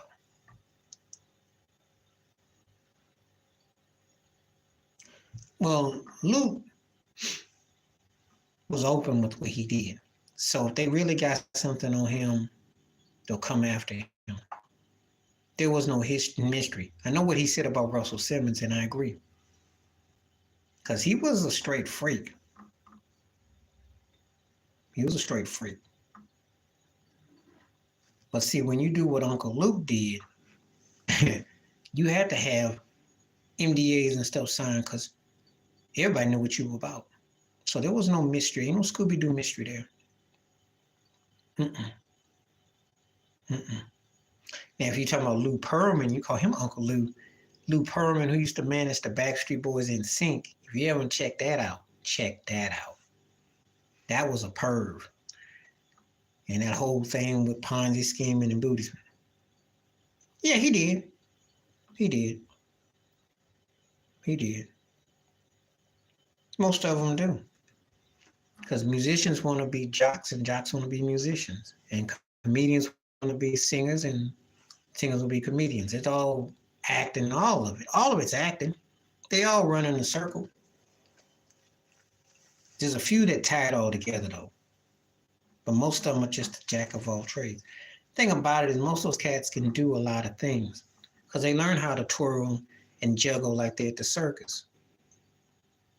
Public gets sold one side of them, but those cats do behind the curtains. And believe me, some of them are juggling more than just, they juggling a lot of. They're juggling a lot. I'm gonna leave it at that.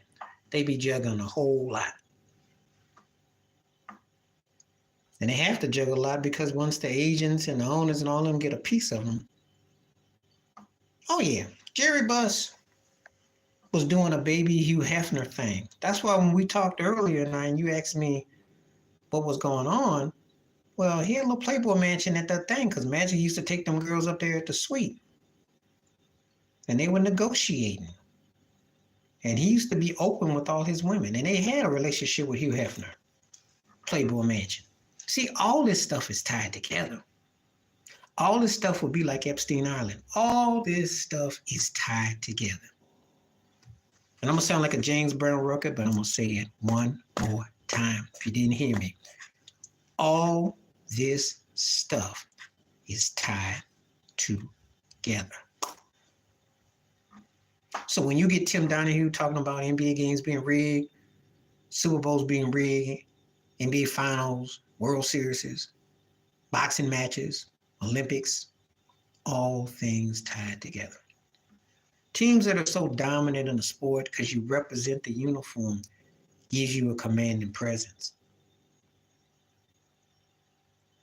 Kobe Bryant wins 5 rings with the LA Lakers. How is he more superior than Tim Duncan's 5 rings with the San Antonio Spurs? All things are tied together. See, the logos, the designs, they're like Illuminati. I tell you, it works like that in the sports world too. Kiss the ring. They sell you on the agendas. They don't sell you on who actually wins and losses. They sell you on what they want. It's all tied together.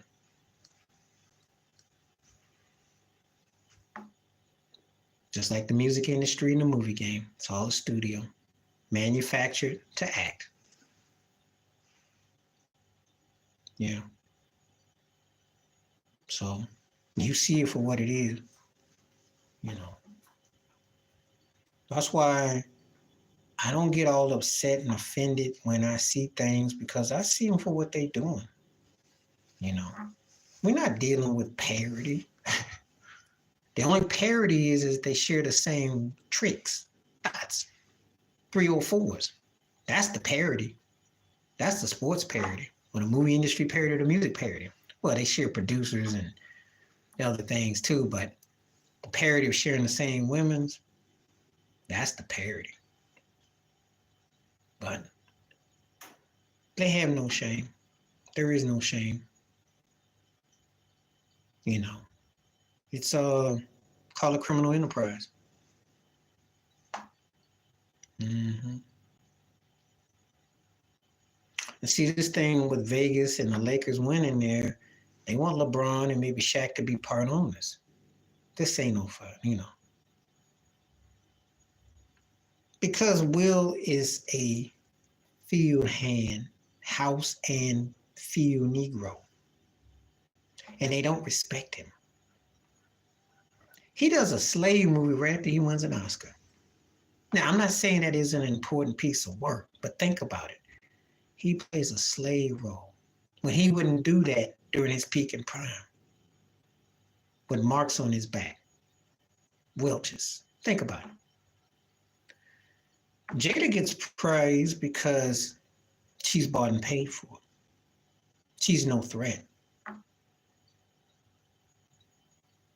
She's the closest thing to a white woman that's protected that ain't white because she's disrespecting the black man.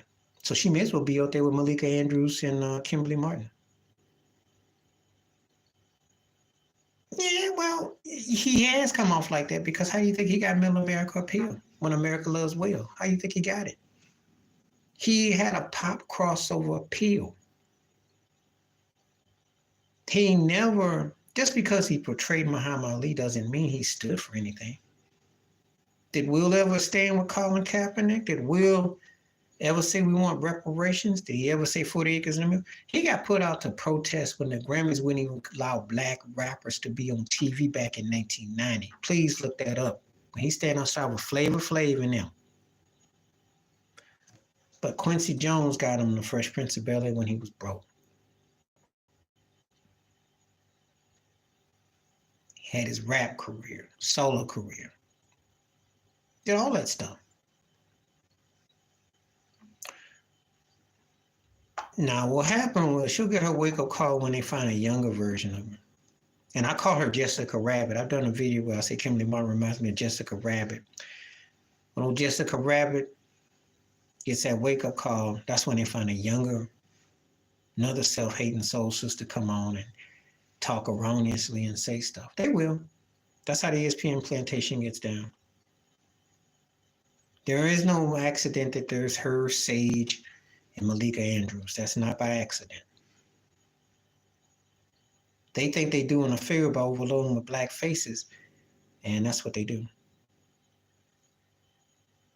But when she had to sit there and talk about Josh Giddey, that about nearly made her cry.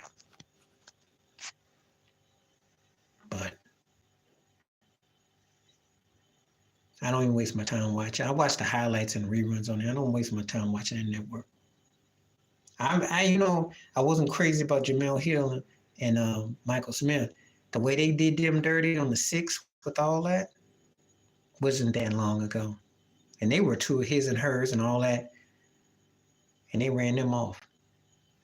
So, you know. So, that's what's up. Oh, yeah. Because they laugh at them. You know, they understand what they're shuffling at a job, but they laugh at them when they go behind them because they're the worst type. They're the worst type. And they let them infiltrate and then they dagger them worse. Because they know you a clown. You have no shame. You'll sit there and say, yes, a boss, and get real loud. And then when they do with you, they looking at you sideways, cross-eyed, and crazy. So, no. Oh, yeah. Oh, yeah. Oh, yeah. Because you're better off being black and bold and ticking folks off and mind your business. If you're a polite person and you got your hanky and you just like, yes, the boss, let me dry you. you know. So you better off being yourself, always. But in corporate America, that's what they like. They don't like you to be yourself. They show it all the time. Yeah, but see, that's how they like black people to be. Docile and take the slave whippings. If they didn't, they wouldn't have a problem with you talking about reparations. They wouldn't have a problem with you talking about better education in schools. They wouldn't have a problem with you talking about the police. They wouldn't have a problem with you talking about separate but equal Jim Crowism. They like you to be all passive and soft. They do. They don't like when voices come out and speak out. You know, I tell them in the New York Minute, I don't care what you think about what I say or what I do. I'm not going to disrespect folk and use language and say stuff, but I'm, opinionated about it. They still do. That's why you can't really celebrate these holidays. They do it on Thanksgiving. That's what Black Friday's about. All these holidays in America with 3Ks have an evil connotation, just like the 4th of July. You got free from Britain in 1776, bicentennial was 200 years later, and you tell me in 1964 they have a Civil Rights Act. So basically, 88 years later, you finally get to be allowed to work with a white coworker legally? Really? Do the math. I'm doing this off the top of my head. That's why Thurgood Marshall came out and said, if we talking about the bicentennial, I would have been a butler or a waiter. He wasn't feeling that mess. And you saw who they replaced him with, Supreme Court Justice, when we got Clarence Thomas. No, say it.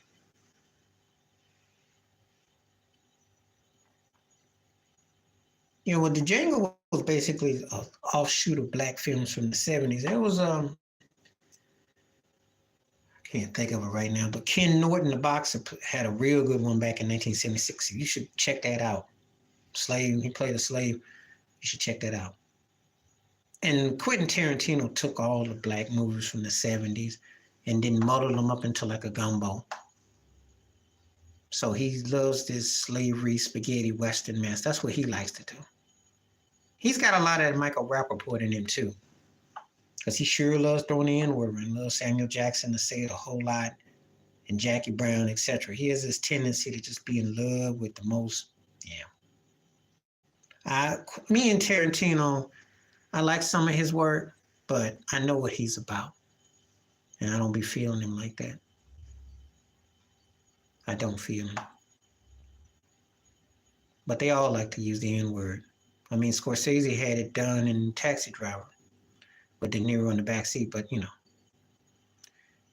well, he played a role, but was he really role playing? And the thing was, that's how a lot of them are out here. They really are, especially in Hollywood.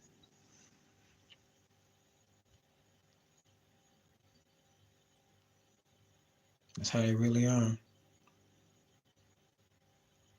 I think Will Smith was up for that role that Jamie Foxx got too, if I'm not mistaken. So, but it's just kind of like how it goes, Oh, if I think about Black History Month, I don't really, like I said, there are movies that come to mind. This is Jane Pittman with Cicely Tyson. There's movies that come to mind. That ain't one of them, though. The Django was fan, kind of movie, but I didn't really, I found it sad because a lot of that still happens today. Yeah. Well, I don't know how I would address that. She was for the streets though, so Wilt got around. See, I think that's something that kind of hurts his legacy too, because the ethics of putting in and not, his basketball. But, he got around, so, but I don't really pay him a lot, like I said before, I hadn't heard that. Not surprised though. You know, Wilt was for those streets. So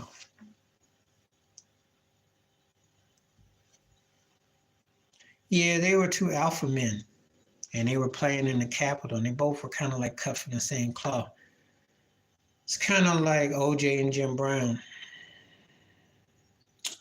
You know, Kareem probably looked at Wilt as not serious enough, and Wilt probably looked at Kareem kind of nerdy, like bougie.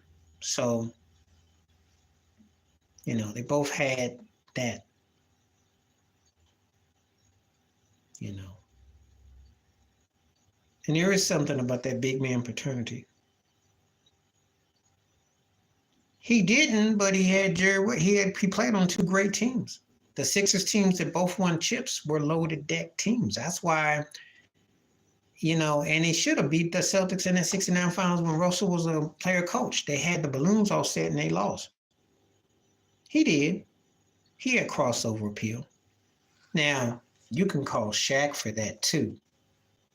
But see, Shaq did his dirt, but Shaq still got some hood in him, even though Shaq be trying to murder it up. But Wilt was into all that kinky, freaky stuff. And Wilt was not a threatening brother. He was big and black, but he wasn't a threat. It was his size, but he wasn't like militantly possessive threat. Kareem turned white folks off. Bill Russell scared white folks with that beard.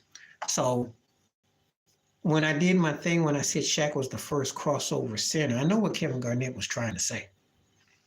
Because I was on a Two Raw post and I was saying, I know what Garnett was getting at.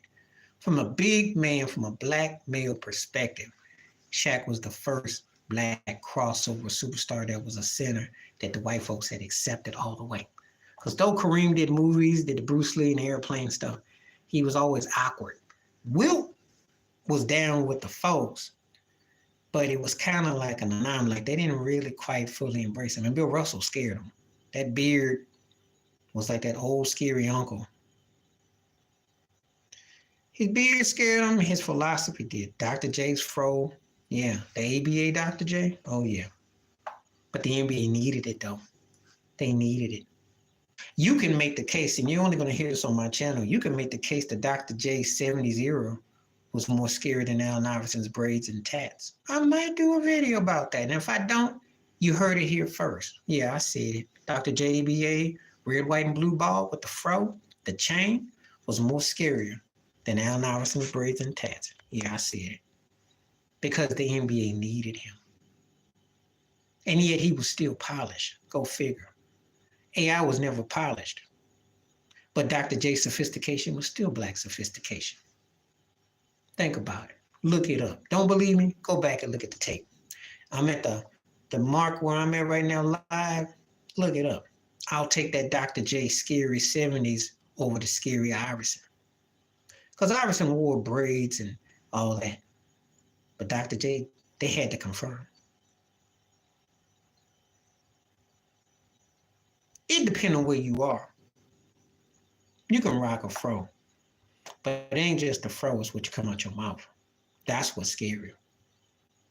Your fro can scare them. Oh, I know about workplaces and schools that don't want them because they still got some black cats right now. If you ever watch the sister Lisa Cabrera on YouTube, she got a couple of videos where she talks about a couple of black kids getting knocked out of school because of the fro. But see, it's what you say.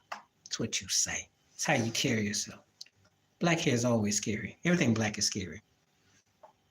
So, but they want to touch it though. They want to feel it. It's almost like going to the planetarium. You want to see if you can touch the stars. Your afro becomes like a star. Rub it. Yeah. But anyway, that's what I said about Dr. J and Iverson. I might do a video. Was Dr. J more scarier? I'm gonna do that. 70s Dr. J image versus 90s Iverson image. He just gave me a great idea. I think I'm gonna do that. Sure do. Can I touch it? Can I play with it? Can I fluff it? like some old predator. Oh, it's just so big. Oh, I just want to fly. I wish I could have that. You're so lucky. Oh, I want your big nose and your big lips and your ear. Yeah, I know. How'd you get those? Yeah, that's the kind of stuff you go with. Mm-hmm. Pat you on your head like you from another galaxy. Well, you are. I tell you all the time in America, I tell you all the time how racist, and they ain't used to it. I kid you not. People think I'll be making this up. Kid you not. They do. Look at you like wow. Because they haven't been cultured. And the sad part is 2 or 3 year old white kids have been ingrained with hate already, looking at you like, it's real. It's real. Wow, you're real. Wow. Now you know where that learned behavior comes from. I ain't got to get into details. You already know. You already know. You already know. We don't do that though. You don't see no black kid 2 or 3 years old go up to some white guy. Let me touch your straight hair, or some white chick. You know. Mm-hmm. You don't never see it. But you still get that old. That's why I say all the time when people always say, "Oh, slavery." No, it wasn't, because that mindset is still around. You know, still this newness. We've been here 4 to 5 years. And you still act like you just saw somebody black, like you just saw a star emerge from the sky. Like, wow. They do. They do. Well, this is the thing. You go into the school system, you get told you have to act. You go in the white world, you do have to act, because you're not taking what you do to where you go to get that money. You understand what I'm saying? So it's not about bucking or shuffling or cooning or grinning, but you do have to act, because when you're in that setting, you have to articulate a certain way. You have to present yourself a certain way. There is no black money. Sorry, there are no black faces on the money, and they ain't hardly teaching you the black way in school. So you do have to assimilate. We don't have that luxury in that regard. Now, what you're saying is a different entity, because they do teach them to act prim and proper and don't start nothing. Well, there's common sense stuff, but then there's also that going overboard to appeal. So there's where it's a fine line. There's 2 different lines that we got going on with that. It's 2 different lines, you know. But some black families are guilty of that. Some are. So that's what goes on.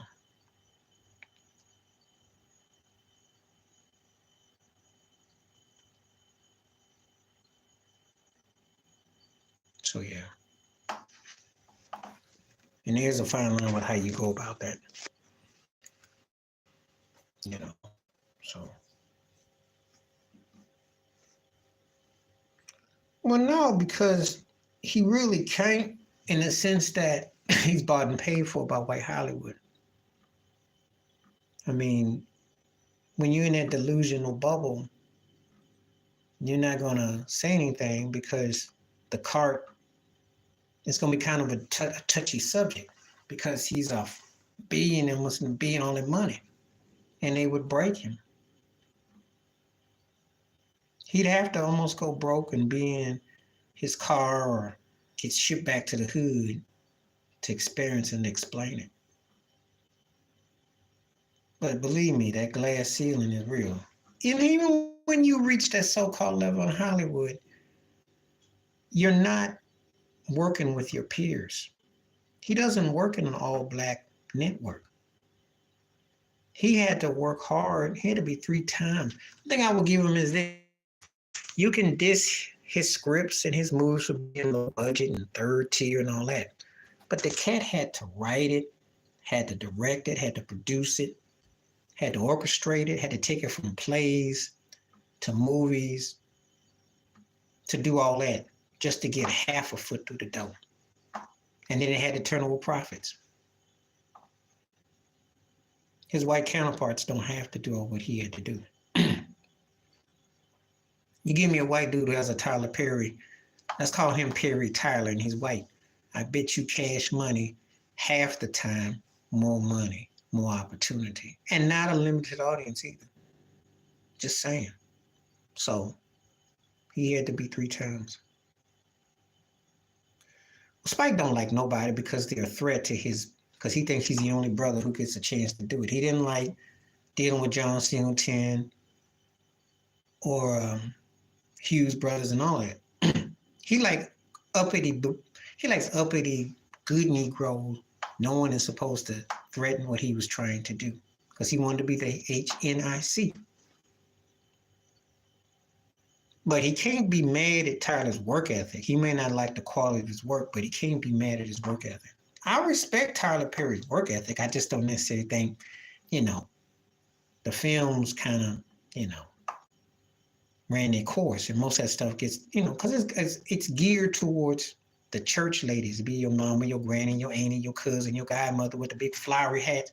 And you go to church and they got like a garden bowl in their head.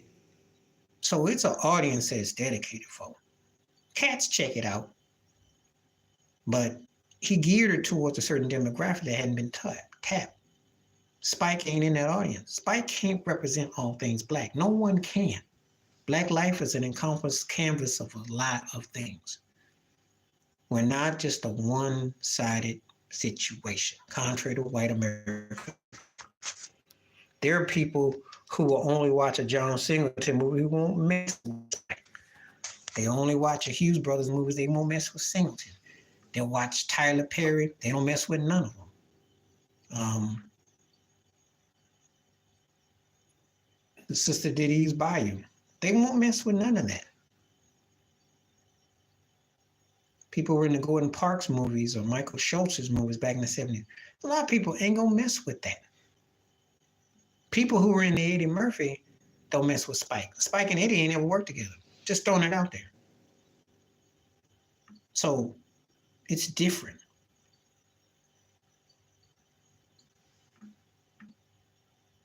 But I respect Tyler's. I respect all the cats' hustle because, let's be realistic. You making a name for yourself. You making that bag. You got longevity. You done something. I like Spike's movies 100 times better, but I'm not going to sit here and tell you that Spike, I can go from Do the Right Thing to Malcolm X and say that was his peak, his prime, which was great. But has he had the long run and the impact that Tyler Perry's had? No. He got a token Oscar just like Tyler did. So,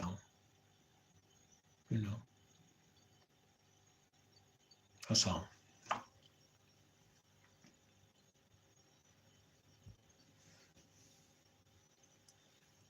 So that's how I look at it with that.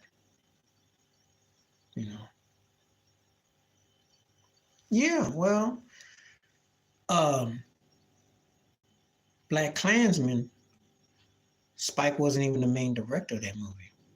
I mean, the way it was done. So he got that Oscar and he about jumped all in laps. And then when they had the Oscars at the bus station in LA, when they had the restrictions, they gave Tyler a token award and he started boo-hooing and crying and all that. So, yeah, she did. When she started doing TNA, that's when she got an award. And what has been her career since then? You can't even name 10 of her movies since then.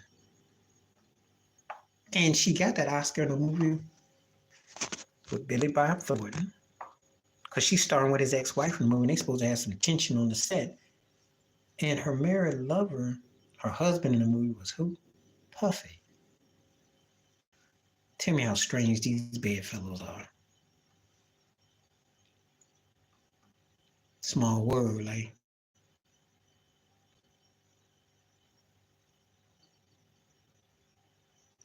Well, because, yeah, except for Denzel.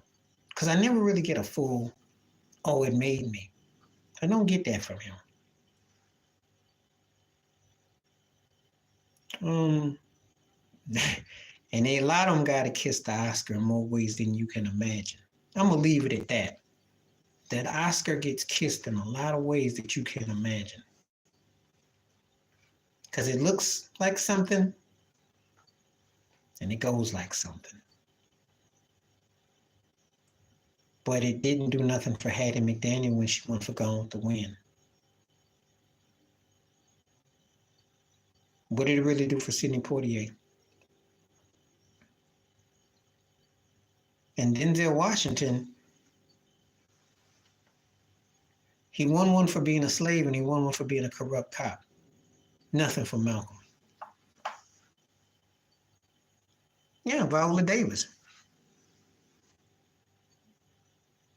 So it doesn't make your box office go anymore. When Will Smith got one,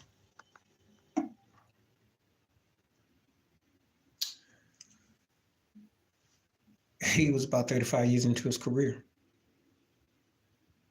He probably was because, he was messing, with his wife and the Diane Carroll situation. So he probably was. I mean, they could have dropped a lot. I mean, he knew about Cosby. They were homeboys. So they knew. And he was the only Negro on the island at the time. So he had to keep getting them roles. He played every Negro in sight. He played all the upscale Negroes, well-dressed, well-polished. I think that's what sometimes when people talk about him, they say that without coming out calling him out. He was a great actor, one of my favorites. However, I'm not surprised though. Yeah. But that's, again, they have a black model for everything. They do that. This is how we want you to act. This is how you're going to be. He was that dude. They didn't do it to Calvin Lockhart or Billy D. Williams. They were more hood brothers. Yeah, James Earl Jones. I heard about James Earl Jones. I know. And he's a really good actor. Got the voice, of course. But yeah. A lot of them shuffled. Played the game. Because they knew they won't never get no money on him. Harry Belafonte did too. That's how it was. Now, when we talking about the cats who had that look like Calvin Lockhart or Billy D, they just didn't get the money, or they messed up. Then you had to enter Denzel. If you could combine Chadwick and Michael B. Jordan, then you'd have your new Denzel. Maybe even bigger, but you don't. Not what I heard. And the thing about Belafonte, he said some real stuff, but his daughter is very whitewashed. You get a chance, look up Sherry Belafonte Harper, and then get back to me. Get back to me about Sherry. Because she would fit in real good on ESPN. She got a lot of the Malika Andrews, Kimberly Martin, Sage still going on. Take my word on it. Sherry Belafonte Harper and Stacey Dash, Candace Owens, that would be the Black New Charlie's Angels for the ESPN plantation. Think I'm lying? Look her up. Sherry Belafonte Harper. And when I was growing up back in the early 80s, she used to do them crossover movies. Old Poppy White, Black, Poppy Black Girl, Pop Tart. Yeah, she wasn't that deep. Nice looking chick, but wasn't for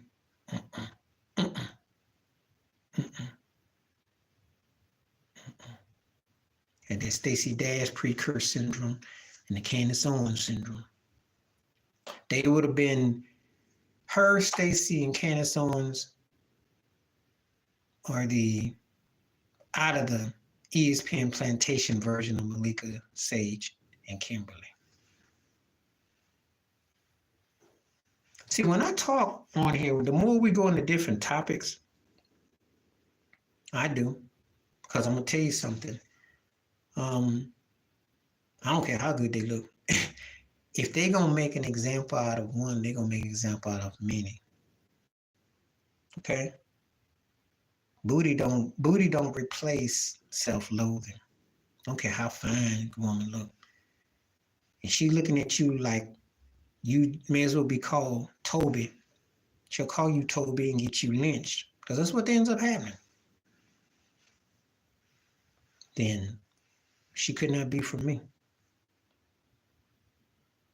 And I always say this, I'm saying it again. I don't care who they with, the uniform don't change you. But if you think that you got this crossover appeal and you do stupid stuff, then that's what you do. But I call them out. I don't like tap dancing chicks. Never have, never did.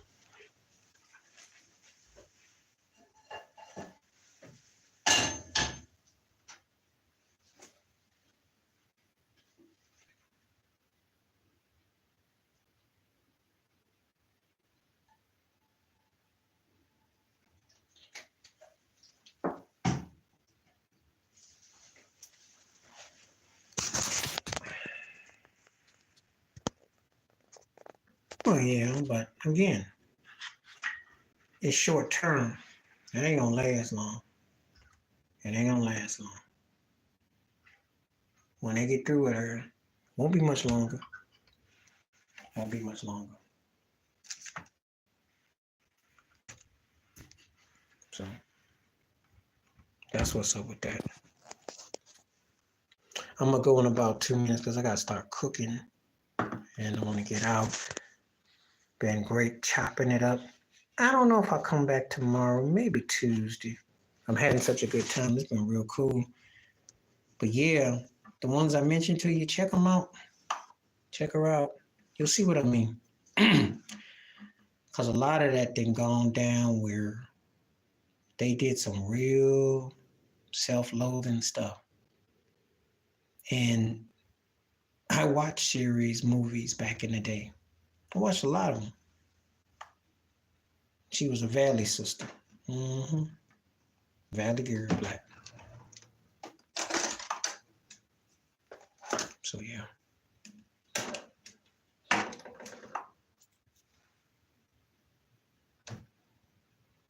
So that is the unfortunate reality. And the thing about it is their sportscast gig is short-lived, so you better figure out another thing to turn a trick with, because you ain't gonna let you sit there for 20 years and get a check. You're gonna have to go find another hustle. So we'll see. So yeah. Get this thing out the cooler.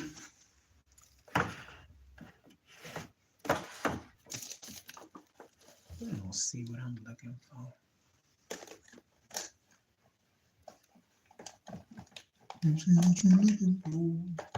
But they're singing a song, look at what you're looking for. But anyway, be on for until a few more minutes. If nobody don't come through, I'm gonna call it a night. Appreciate everybody coming through. That talk, chop, questions were great, and I'm gonna sign off. Peace and the best. Catch you real soon. All right, next time. One time I'm out. Peace.